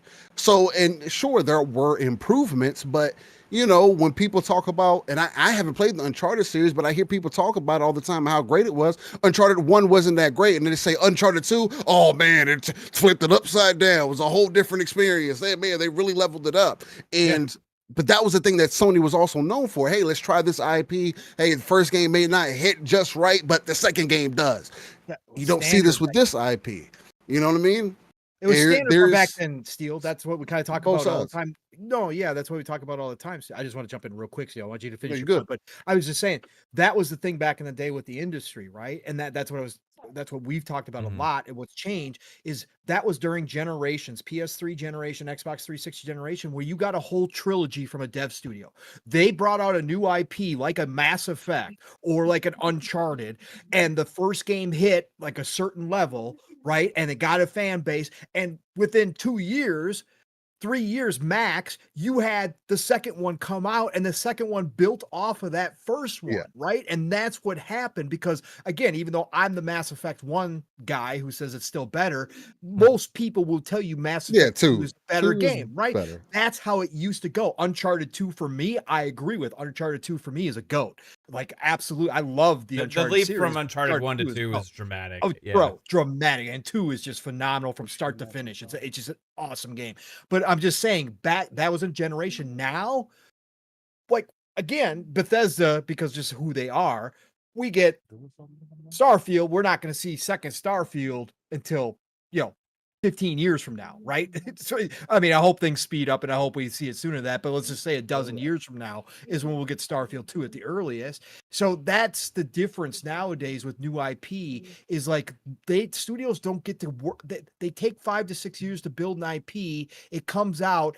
Nowadays, if it sells 5 million like Ben's studio, like they shut it down. They say, oh, you can't do a second one. Whereas back in the day, the first one probably sold 3 to 5 million, but the studio, the publisher was extremely happy. They said, hey, get to work on a number 2. You got that lined up, let's go. And they would get to work on that. Number 2 would take off. And then all of a sudden you had a trilogy by the end of the generation that was considered some of the best. BioShock, Mass Effect, Uncharted. Like it's wild. But that's a lot what's changed nowadays, too, with these new IP. They're just not given a chance to make that second one, or it takes too long to get the second one out. Like Spider-Man 2, the first one was so big, so popular. Spider-Man 2 comes out later on, and it just can't match that level. Or they put out a Miles Morales in between, and it just can't match that level that you grab from the first one because it's not a true build off of the first one. It's just more of the first one. It's not an actual step up anymore like it used to be back in the day. And I think that's what's changed in development, a lot of it. 100%. I gotta address Fahim Scott in the chat real quick because he's let's go. He's getting ready for tomorrow morning. Let's go, Fahim. Okay, yeah. So he's like, so you're comparing Spider-Man to a game with space exploration? Totally, they're both RPGs. Just go ask your buddy Jimmy Neutron. Like what I'm doing is making a dumbass, unnecessary comparison because the whole thing about people looking at the player counts on a couple-year-old game that's a single-player game and judging it based on other of the most goated games of all time that are still played, that are rare exceptions of people playing to this day so much their single player games, is absolutely asinine in the first place. So what I'm doing is picking a game from their favorite platform that just launched on Steam a month ago and saying, why is the player count concurrently about the same as this other game that launched 2 years ago that's also a single player game around the same concurrent player count? If you're dogging one, you got to go ask what's wrong with the other. Nothing's wrong with either of them. That is my point. It is a completely ridiculous, utter conversation to even have in the first place, but people continue to do this and treat Starfield like it's some kind of multiplayer MMO thing dependent on the player count as a games of service kind of thing. And it's just not. And they've been doing this since the fucking launch of the game. They've been doing this since the launch of the game with articles saying, like, can Starfield survive? Survive fucking what? It already came out. What is it? Is it going to get shut down? They're going to shut down the Starfield servers that don't fucking exist? Like, tell me what will cause Starfield to not survive? They're going to delist it? It was the most successful Bethesda fucking launch of all time. People just can't get their grips with the ideas that something that they may find is lacking compared to some of their other experiences personally with the same creators might actually still be a successful, good thing that a lot of people love and can be a gigantic success and continue to be going forward for years to come. That's my fucking point. Will people 10 years from now look at the concurrent player counts on fucking Starfield on Steam and look at the concurrent player counts on Spider-Man fucking 2? Just saying. Anyway, all right. So, we will move on from that, but I do have more Bethesda stuff because in my thinking, when I was thinking about all of this regarding Starfield earlier, and hey, what kind of content could we possibly be getting? Like, what is this going to continue to build into? My mind just kept jerking to pause. Wow. My mind kept getting distracted and being pulled in another direction towards Elder Scrolls 6. And I was like, man, like, okay, so we know they're deep into this. Pause. Again. Deep in jerking? Yeah, 100%. We know they're deep in development. And Todd's cooking over there, right? He tends to not listen to all the noise. You know, he's like, I'm making my fucking game. I got my team. We're making what we want to make with the games that we like to play, right? What is Elder Scrolls 6 gonna be like? Because we're talking about, when did Skyrim come out? Was it 20, like, it was over 10 years ago now, right? It was maybe it's 2011, wasn't it? Something like 2011. that, right? 2011. Yeah, it's 2011. Mm-hmm. 2011. Yep. So we're on 14 years since we've had an Elder Scrolls game. And if by a miracle it actually does hit 2026, you're talking 15 years. Most likely 2027, you're talking 16 years. Mm-hmm. 16 years before mainline Elder Scrolls releases. Now we've had Elder Scrolls Online, which has been a gigantic success for them in the meantime as well. Mm. But I was thinking, what does that kind of gap mean for evolution of the Elder Scrolls franchise? And Fuzzy, I was trying to wrap my head around what could they pull off, because and part of me is like Starfield. Part of it, some of the shortcomings with Starfield is because of the ambitious scope of the game. Was that Jones? Is that Shake? Jones Shake? Yeah, are those good? Yeah. Chocolate. No, Vandal was asking what it was. Yeah, it's not. It's a Nutella shake. Oh, Nutella shake. Yeah, sounds good. So anyway, my fault. No, that's good. I was curious because I like that shit. So we have this grand, ambitious like space thing that they were doing with Starfield, right? So there's going to be trade-offs, obviously. But what people were missing is like, oh, I want this handcrafted, like, big giant world of like, fantasy exploration, like and stuff. But they're taking some of the technology and with the creation engine that they built up, creation engine 2.0 for Starfield, and using that for the future of their games as well, with evolving that for the Elder Scrolls 6. And I just I have a theory, Fuzz, that once we see Elder Scrolls 6, it could end up becoming like, I'm not gonna say GTA level hype, because I don't think like anything can really touch necessarily that. But the next closest thing to that, because Skyrim is lauded as one of the goats. You know what I mean? Mhm. And its original creators still, a lot of the teams and stuff still involved. Todd's still in charge. So it's not like BioWare situation where we had Mass Effects and people are curious to like, what's the Mass Effect gonna be like now? You know what I mean? I mean, this is gonna be a Todd Howard game.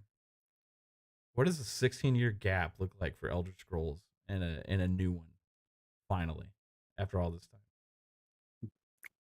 I think he retires after Elder Scrolls. time? That's a long six? time, bro. He'll That's a he'll long step time, aside bro. as like an advisor kind of thing, Yeah. like TVN games or something for those IPs. But I mean, is it gonna be like more detailed? Is it gonna be like more like is it gonna be larger map? Because Skyrim's already I mean, fucking at what huge. point do you take what you learned through Skyrim up to Starfield and implement it into whatever the next Elder Scrolls is? I mean, you have to kind of push the boundary now, right? Now, especially since we have SSDs, you have more modern technology. I mean, again, you still think about Starfield. Starfield was being developed at a time where SSDs weren't the most prevalent thing, right? So maybe that was part of their development process, knowing that they had to make it for a console. Now, Elder Scrolls, that's not something that you have to consider, right? And if they now, hey, this is what we learned from Starfield. We got all these worlds. Maybe that was too much. Now you get the Elder Scrolls, and you're like, hey, now let's really condense this and make it feel completely filled out. I would definitely say maybe they do 2 to 3 times the map size, maybe with an expansion or so, for the 3 times, and put a lot more kind of maybe so closer to Kingdom Come Deliverance, where people are saying the amount of detail and then the depth that game has in it, just with what you can do, but on a Bethesda level, right? Make it more interactive. Again, when you page through the mods for Skyrim today, Oh, you again, were playing a fucking Souls game when it said you were playing Skyrim still. I mean, I didn't yeah, nah, recognize 100%. Yeah, I didn't No, recognize that shit 100%. at all. Like, it's crazy. 100%. And that's what almost 500 gigs worth of mods looks like, right? On a 10 plus year old game, bro. That's the fact that that's even a reality is telling in itself of what could be possible in their next game, right? Their engine is obviously very optimized, or not, let's say I'm not gonna say optimized, but it has a lot of potential to do many things. Elder Scrolls, I think, a more refined experience, the thing that people are actually looking for. Because again, it has to be the next step, because people keep comparing it to older games that are those games and saying, oh, this game isn't that, so it's not good enough. Oh, this game isn't that. So I don't really mess with it like that. So at least that's what I'm noticing. Yeah, for sure, man. It's the discourse is weird these days, for sure, around a lot of stuff. Fuzzy, what are your expectations, man? Like, I don't know if it's an expectation, but I've noticed how AI is being more and more talked up. I can imagine Mm-hmm. side quest stuff being related the where world it's being more alive, kind of thing. yeah. Yeah. It's more aware of the player, more aware of what the player's quests are, or locations of stuff. So you might be able to interact with the NPCs in a different way. Where for those that like to skip dialogue and just run around sometimes and wind up getting lost on what you're supposed to do on the next objective, I think the NPCs will possibly be a little bit better help or be able to get you back on track, kind of thing. I think some of the tools that they're going to show at GDC might hint towards that. But I can imagine it feeling more like a lived-in world where the NPCs aren't going to just have. I mean, they'll still have like the static quests and prompts and things like that, but I think some of them will be given a lot more leeway.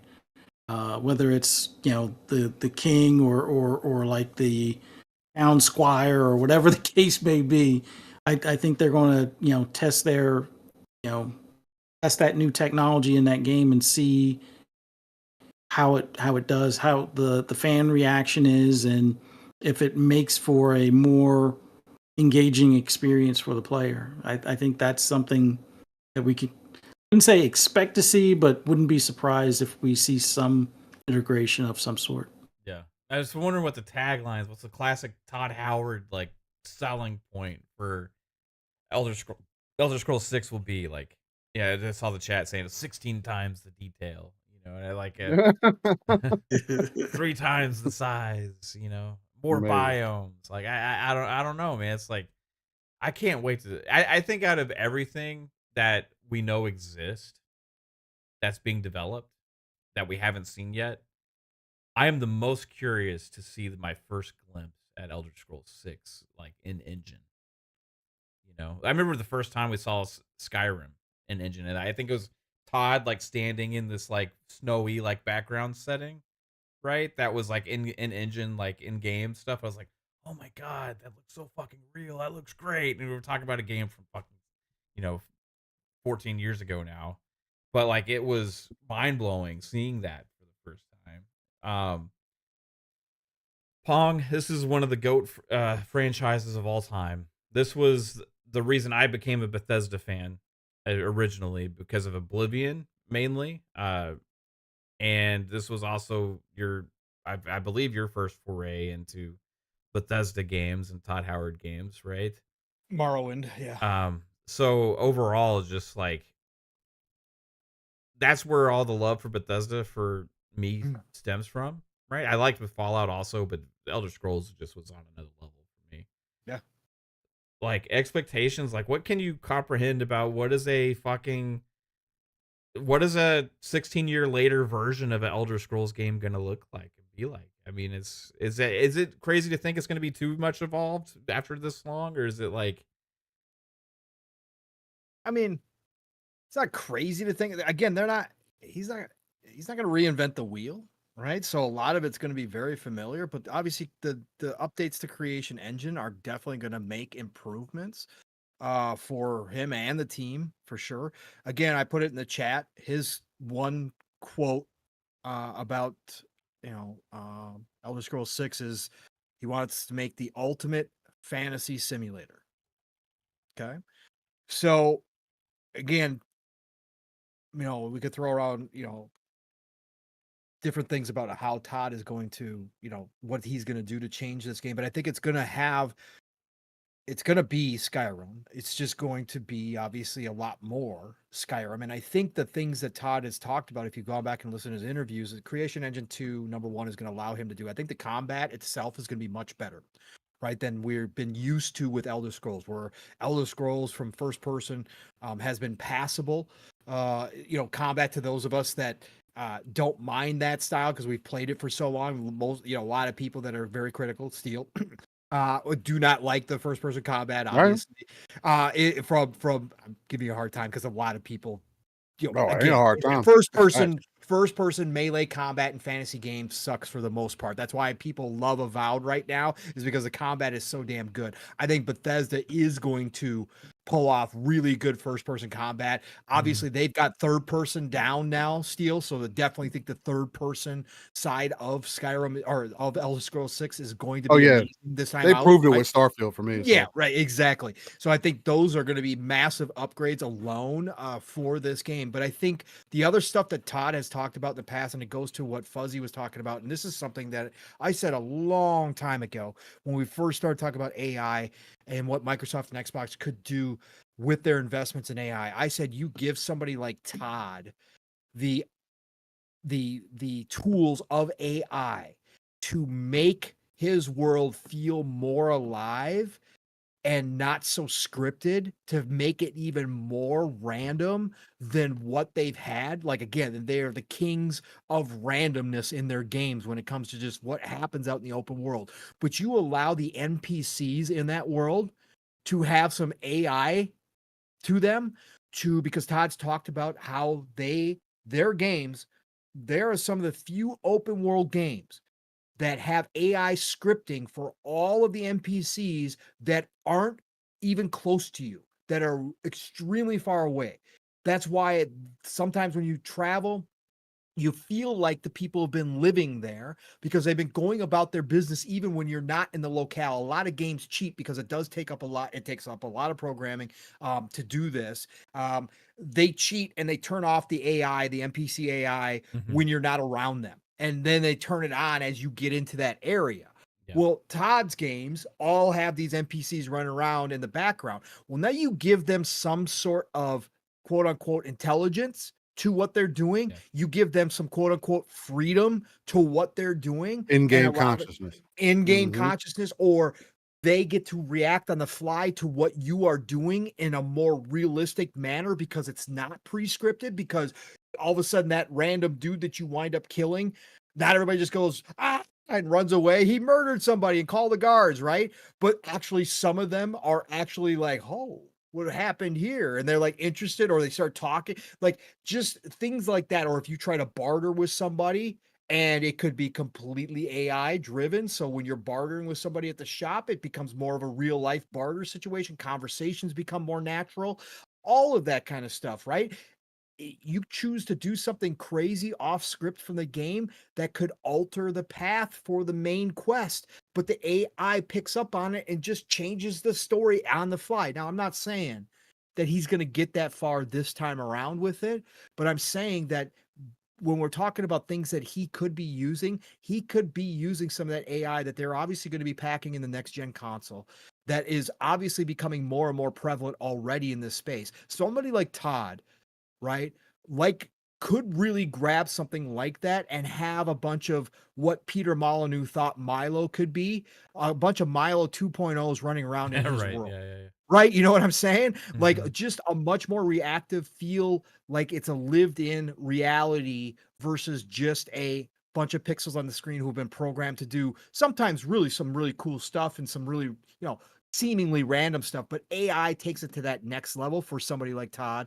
I could see that in this next game. Again, I'm not talking about full blown, everything's just going to be randomly generated by AI and you're just going to create your own story. I've talked about that in the past. Eventually we get to that point where it really is like real life. You walk into a world, the world's kind of set up, the basics, but as you go about, you're creating your own story because the AI is adjusting on the fly to everything that you do. And all of a sudden you turn your story into a horror or a murder or whatever the case may be. And it's just all never pre-programmed. I think eventually we get to that point in gaming. But I think for right now, just that alone, I think Todd might dabble in Elder Scrolls 6. And when he says ultimate fantasy simulation, that's what I'm hearing. When he says simulation, Mav, a lot of that is that background, invisible stuff that we as the player aren't necessarily even engaging with all the time, but it's happening in the real world because he loves that shit. When you see it, when you see a giant battling a dragon just randomly off the side of your screen, right, that you had nothing to do with, or you're fighting a dragon, another dragon shows up and attacks. That's what it's about. And he could take that to the next level in this next one, and just really make it feel like a real world situation where danger's around every corner, intrigues around every corner. But we're going to go back to the handcrafted, which everybody, the people that had a problem with Starfield said was lost. We're going to be back to the handcrafted feel again, because this is going to be an open world, one landmass, again, maybe potentially a second landmass in the ocean or something like that, but it's going to be one landmass. It's going to have that handcrafted feel to it that people loved about Bethesda. So that's going to automatically come back. And I think the Creation Engine 2 is going to open some eyes this time around with the updates, on top of all the bells and whistles that he's going to have access to with Xbox in the next generation hardware. Because obviously, even if PS6 isn't out, Todd's going to be pushing this for the next gen hardware for Xbox, which certainly should be out by that point. So that's what I see. Yeah, It's gonna be It's gonna be wild fun. ride, man. I can't wait. Yeah. We're getting in 2026. We're getting one of my most waited for anticipated titles in Fable. Elder Scrolls 6 will probably be the year after that, right? Perfect Dark will be here at some point in the next 2 years as well. And there's so many of these franchises have just finally hidden. I'm wondering what. Let me get to the super chat real quick because I want to get into this other thing real quick. I was thinking about this also. Like, will we get a Starfield 2? Because I'm thinking about the Bethesda's pipeline. But Torino Johnson will never need a Starfield 2 because Torino Johnson hit us with a $5 super chat earlier, and he already has 100 and he says I'm 132 days, 13 hours and 40 minutes in Starfield. I'm level 404 and have done every faction plus side quest. I only lack 2 achievements. That's a lot of time. That's 4 months roughly, right? Incredible. Yeah. That's pretty damn crazy, bro. So level 404. I didn't even know that level. I guess there's not a cap. I wasn't even aware. Yes, that's pretty damn crazy. Good old Starfield. There you go. Yeah, I've had my playthrough with Walt. Like, I'm Walter White basically in space, and last year I finally finished the game, right? Yeah. Because I just wanted to see what happens in the ending and stuff, and I'm in my first New Game Plus-esque thing, right? If you want to call it that. But yeah, it's a game you kind of go back to occasionally and still live in, and it will be for forever. So Elder Scrolls 6, I agree with you guys.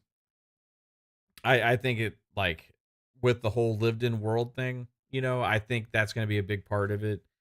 It's going to be a big thing with GTA 6 also. I don't know, I mentioned GTA 6 earlier. I remember 2K talking early this generation about developing AI technology that was going to change the way that Metaverse. that a lot of their games, it was going to be kind of cloud based somewhat, and like the characters were going to end up having kind of like a mind of their own, and traffic would even be influenced by this, and all that kind of stuff. And I take, like, just from listening to Todd Howard interviews in the past, right?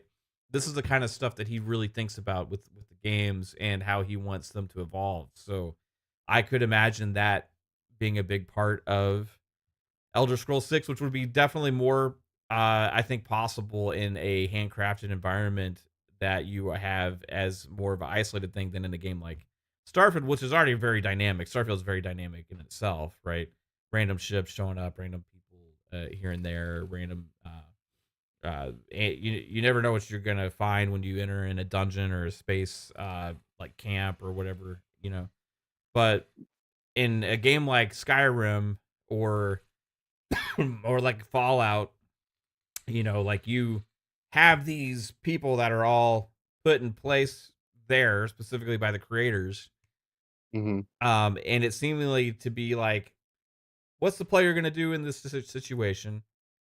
And is all chaos going to erupt, or are they going to follow a certain path? And it's always super dynamic because they're able to script things in a certain way with handcrafted environments and stuff, So it's like, I'm curious how they're going to evolve that within the scope of new technology, new AI technology, new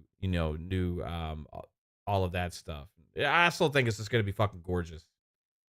That's the other spec. I think they're gonna. The other thing, I think they're gonna be able to push fidelity even to another level with this game. Because it is more of a handcrafted type situation here. You're relying less on um what's it called when you fucking go somewhere and like everything's created for you in front of you, but you can't see it. You know what I mean? It's like a dungeon that just is a random every time. Procedurally generated. Yes, thank you. My mind always goes blank with that shit.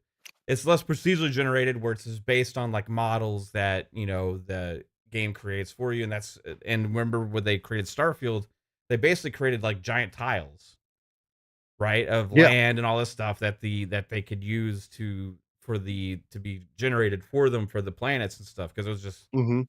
how are they going to do all these planets and stuff like that, right? And they've kind of answered that with that, but they're not going to have to do that with Skyrim, or not Skyrim, Elder Scrolls 6. So Oh yeah, potentially. Hmm. it's going to be very interesting to see what that game's going to look like. Can't wait. And also how grand the side quests and stories and all that are going to be. It's going to be amazing. Like beyond that, I'm wondering like the roadmap for Bethesda. Like, okay, so you have 2026, 2027, probably 2027, like we said, Elder Scrolls 6. A new Y'all think it's fall. gonna make it that soon? 2027? Well, okay, so the leaks originally, right, Steel, had, okay, everything was pushed back a year and a half because of COVID, right? Hmm. The leaks originally had Starfield in 2021. It got pushed back by like 16 months, 18 months, right? Right. Hmm. Okay. And in the list from the Bethesda leaks that were part of the FTC thing, which was their lineup of games that they had that they're Right. working on and the release cadence, right? Everything's fallen in line, except everything was pushed back by about 18 months because of COVID. So you had Starfield, okay? Hmm. On that list was also um Doom, but year one Okay. or That's year coming. zero is what it Which is was, coming. right? Which was the next major release, but also you had the year before that you had expansion 1 for Starfield. So this year Hmm. is also supposed to be expansion 2 for Starfield according to that leak. And then the following year, 3 years after Starfield launched, is when they had originally slated for Elder Scrolls 6. So our thinking was, okay, so if everything fell back 18 months, right? We imagine there's still lots of pressure. So we'd have thought that maybe 2026 doesn't happen for Elder Scrolls 6 just because them being owned by Xbox and Microsoft allows them a little bit more flexibility to create their full vision for this. So that may be the grants them even an extra year on top of their original timeline. So that's where we get in 2027 idea from. Could be later than that. But if they follow the original leak timeline, then it would hit 2026. I mean, So 4 years from release of Starfield, it's very I can possible. see Yeah. that. They talked about how their development cycles were going to go. Todd talked about this before in interviews when he was talking about Starfield, how, the teams rotate and how like there's teams that smaller teams working on certain things, how they're using a lot of the technology from Starfield for Elder Scrolls and all these other kind of things at the time. So originally they said 3 years after, according to the leaks. So we're giving them 4 just to be Mm. like a little bit more conservative. Because if we were to say 2026, that'd be possible, but it'd be crazy, right? So yeah, that's why we think 2020. That's why we're thinking 2027. But if that hits 2027, right? Fallout, what is the fuck do we get a Fallout? It's been Fallout 4 was a long time ago I don't already. think they will. I think they Obsidian, may like remake one. Obsidian's got to do it, I guess, right? That's what the new rumors. Remember they brought in the writer from New Vegas. So I do I mean, you yeah, New could do a New Vegas, California, or yeah, New Chicago Fallout, or some shit like California, or something that. like That'd that. be Yeah. cool. Uh Fuzzy, what do you when do you think we get a Fallout? And will Bethesda be the ones to make Fallout? But Todd said Next before, Fallout, yes, but I don't know. the next Fallout, well, the next release in the Fallout universe will be from Obsidian. And then it's a race to see if a remaster from In Exile or if Team Proper for Fallout makes 5. I think we see like not New Vegas 2, but whatever city or town or whatever the next one that Obsidian makes, and then I think we probably see the In Exile or something from In Exile doing a remaster of 1 or 2 or both or something along those lines. And then that gives enough time where 5 will hopefully release by or sometime shortly before 2030. But I think having at least whatever from Obsidian and possibly whatever remaster from or remake from In Exile, I think that'll kind of carry people over. Plus, they'll still be supporting 76, so Yeah. there'll be that.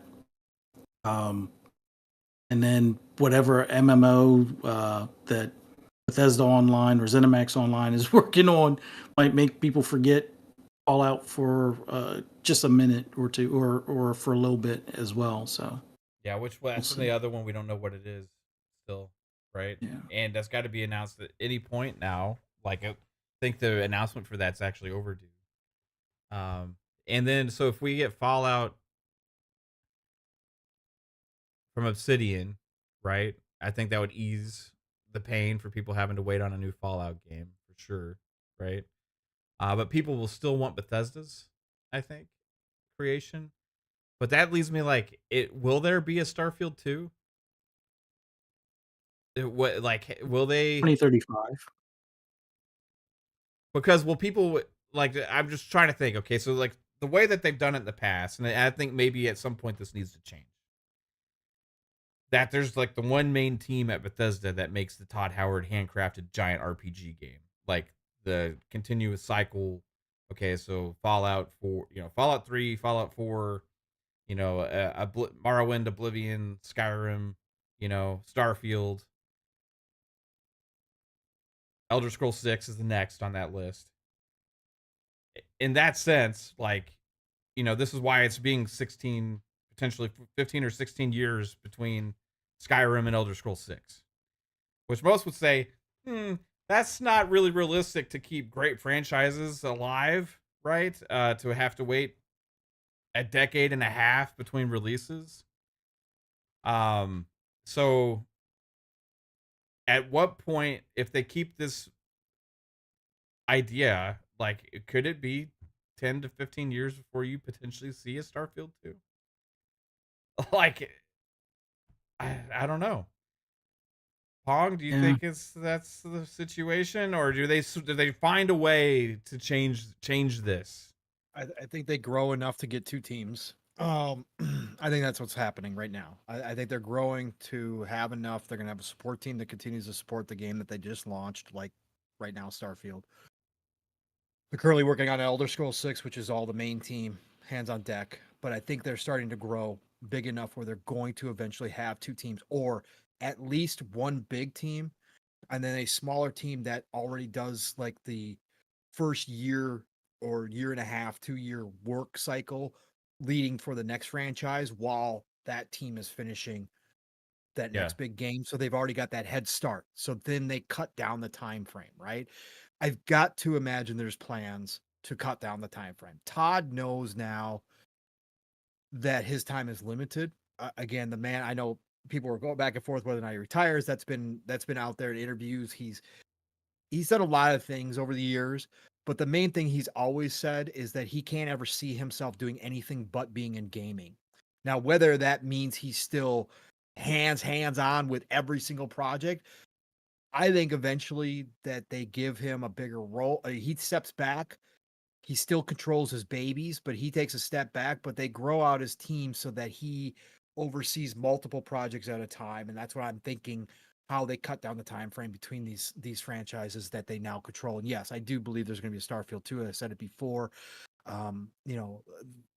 Best case scenario for me right now, just thinking about it, would be 12 years from now they come out with Starfield 2 if they can shorten the span how long it takes them to get their games out. And I think that's what they're working towards. I guess ultimately I could just keep going on here, but I think ultimately, I think that's my best guess, is they grow the teams to a point where they can cut down the time frame, because he realizes that's not going to work. And just for him personally, if he wants to see Starfield 2 and potentially beyond that, then he himself probably will have to cut into that time frame and make sure that he's got makes that happen, right? Because again, Father Time waits for no man, and you can't stop him, and it's coming, and Todd knows it. So we all do when we start getting older. So I just think he'll start doing that. He'll start looking at it from that standpoint. Yeah. It'll be interesting to see going forward, man. I hate waiting this long for those. Oh, everybody games, does. Everybody I mean, does, maybe for the sure. payoff will be worth it, but that also Yeah. puts like these expectations, you know what I mean, that are like different than if you didn't have to wait 15 years for a game. Right. You know what I mean? If you got, let's say it was 3 or 4 years, right? And that one doesn't hit as well. Well, okay, there's 3 or 4 more years. There's another opportunity there. But if you wait 15 years and it doesn't hit, it's like, well, like what's going to happen now? You know what I Right. mean? Like it's that's kind of the interesting thing. Like Battlefield always has having a chance, just like we're talking for resurgences and all this other kind of stuff. I think this is also like on Microsoft and Xbox and now Craig Duncan and Matt Booty and everybody that's in charge over here to kind of work with them to figure out how to make sure there's enough content for their biggest franchises. And maybe part of that is also doing these like remakes and stuff like that. Like Oblivion might come out this year, right? As a remake. And that's heavily rumored. We're supposed to be getting that supposedly. It was also on that leaked list. Shout out to Steel anyway. Bye Steel. Have a good night, bro. Everybody check out Steel on Living Split Bye, Screen on brother. Saturdays. We'll see you tomorrow morning. But Go Steel. Oblivion could help fill the gap, especially if it's a very good looking, remake. You know what I mean? And maybe that'll be the answer to fill in some of the gaps here for their games. We'll see.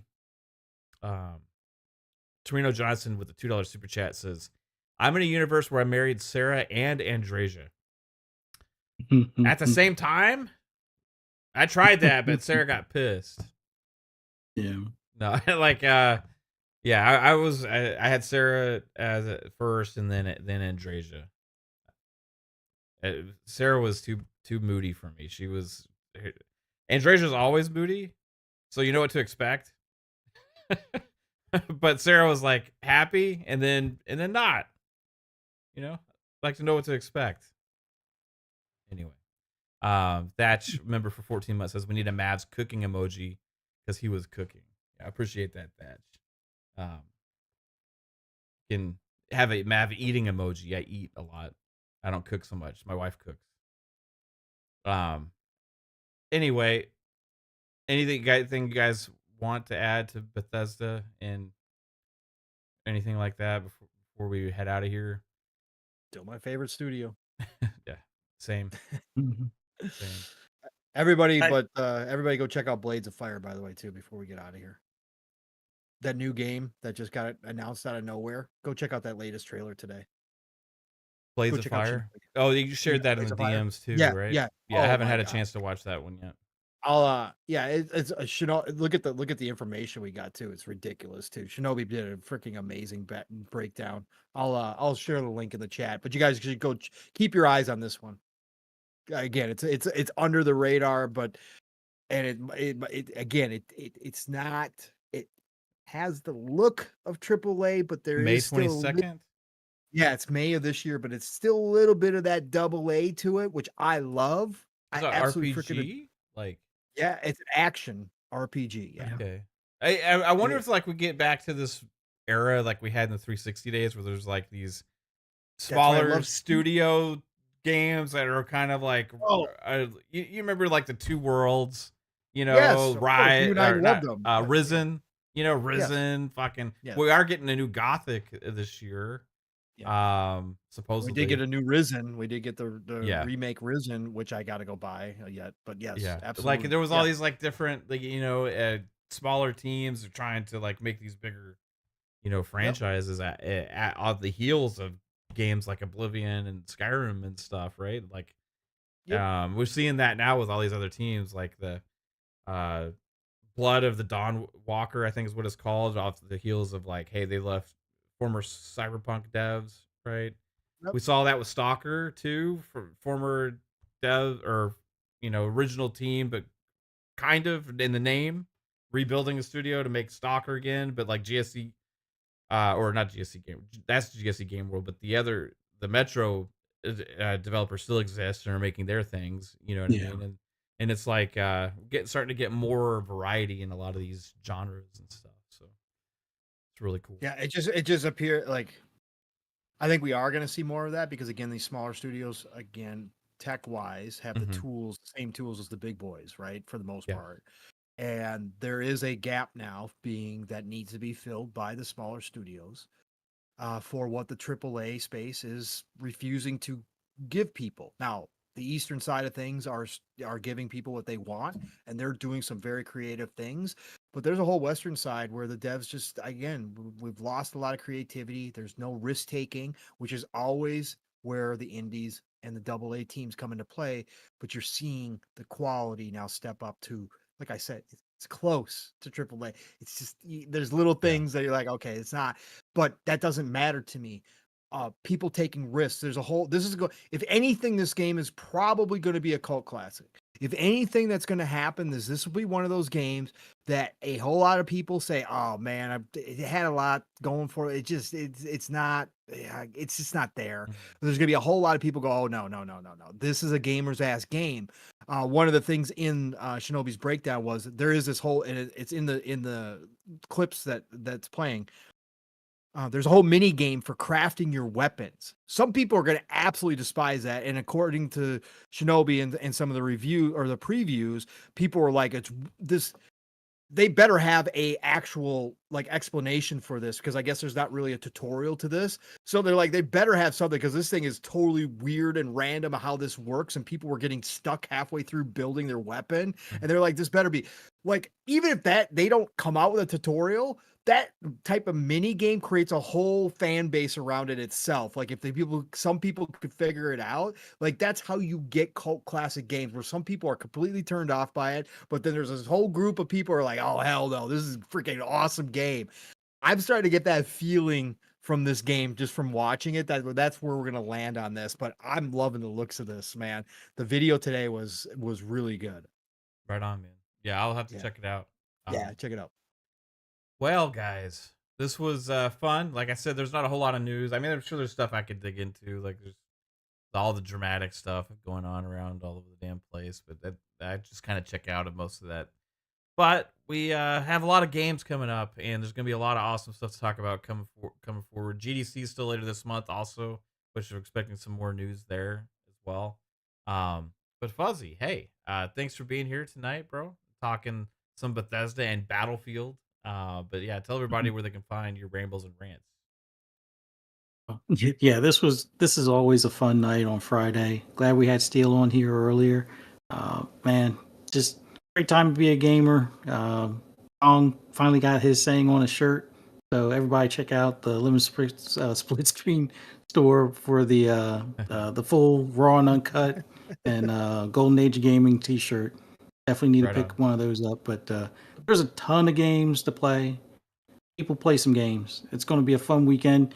You lose an hour, but make it up on playing some games. That's probably the best way to look at it. But hope to see everybody in the chat. Sunday Shop Podcast on 5 p.m. Eastern Standard Time on PTK Blam's channel.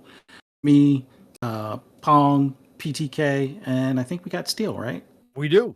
We're gonna have a trifecta of days now with Steel. Jesus, how about that? And then later that evening, Pixelated Echoes, me and 3-Bit, and I don't think he's made an announcement, but we'll probably have some guests. Maybe Mav will be with us as well. Hope to see everybody there as well. And then Monday, Xbox Lunch Break Special, 12 noon, Double Barrel Gaming with Mr. Boomstick. We'll probably be talking about some of the upcoming stuff leading up to GDC and, some predictions for early predictions for the Xbox Showcase. And then later that evening, FSP right here, same channel. Hope to see you guys there so we can say about the games coming out next week. So, forward to it. Come on, man. Thanks for being here as always, Fuzz. Yeah, always a lot of great shows to listen to, and Fuzzy's on all of them. So go check all those out. Pong Soul, where can people find you, sir? Everybody knows. What a great Friday night. Great to be here with you two, of course, as normal brothers. Miss you guys during the week, even though I do a show with Mav. It's always great to sit down on Friday and get at it again and get some different perspective. Great to have Steel again roll on through here. I'm going to see him in less than 12 hours. but it's always awesome to see that man roll up in here. It's been a long time since he joined us on Xbox Ultimate. So thanks, Steel, brother, for coming on through with your voice too as well. And we'll see you tomorrow morning, brother. Get some shut eye, man. Before we could give him a proper outro. Yeah, yeah. That's okay. That's okay. That's all right. Steel, man, that he's hey, bro, he just comes appreciate in. you coming through, bro. Yeah, check him out, Living Split Screen. That's right. Tomorrow morning. You guys know how to find him because I'm going to be there with him. So tomorrow morning, Living Split Screen. You guys know the drill by now. We are back this week after a week off, so we have a lot of catching up to do. We get the chat involved with Living Split Screen. So if you want to come on over, you'll see a bunch of people from our chat here tonight over there, including Fahim Scott, who likes to stir things up. We got a couple people who like to stir things up a little bit. They might have a little blue in their favoritism, but that's okay. Steel and I welcome that on Living Split Screen. We have a great time. It's always respectful in our chat, even when we have disagreements. But that's what makes Living Split Screen fun. Steel and I go sideways a lot. So be there tomorrow morning, 10 a.m. Eastern, 9 o'clock Central Time, 3+ hours. Buckle up and get ready. We'll take you from your morning to your afternoon to your night, depending on where you are in the world.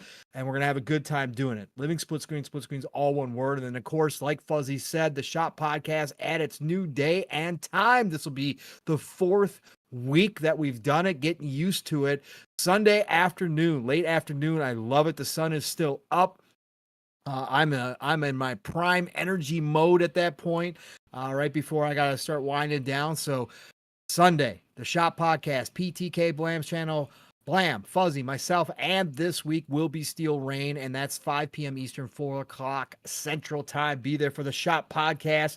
And then, of course, next week it starts all over again. I got to shout out the man. Double Barrel Gaming's the channel. Boomstick's the man 5 days a week, but all good things green every Tuesday on the Xbox Factor Podcast, 12 p.m. Eastern, 11 o'clock Central Time. Check him out and his panel there. And then, of course, my week will start with PM in the PM, Pong and Mav in the PM, right here on this Bat channel, Thursday nights, 7 p.m. Eastern, 6 o'clock Central Time, unless you got to adjust your schedule, which happens quite frequently, but that is our normal time. So be there next week for that. Otherwise, you guys know how to find me. I didn't say it, but Pong Soul everywhere. It is the golden age of gaming, people. So please have a great start to your weekend, or if you're in the middle of the weekend because you crossed the ocean, hey, keep enjoying it, but play what you love what you play, and I'll talk to you all real soon. Like I said, less than 12 hours from now. See you then. Mav, get us out of here, brother. Right on, man. Have a good one, Pong. Have a good one, Fuzzy. Everybody in the chat, thank you so much for joining us tonight. And we'll be back Monday at Fun Speculation Podcast, Thursday, PM in the PM, and then Friday, Xbox Ultimate. Hopefully we have some more fun news to talk about. Stay tuned. Maybe some more random content this weekend. Audio listeners, appreciate all of you as well. And leave a review on your favorite audio platform if you enjoy the content. And thanks, everybody in the chat. You guys rock. Have a good one. Peace out.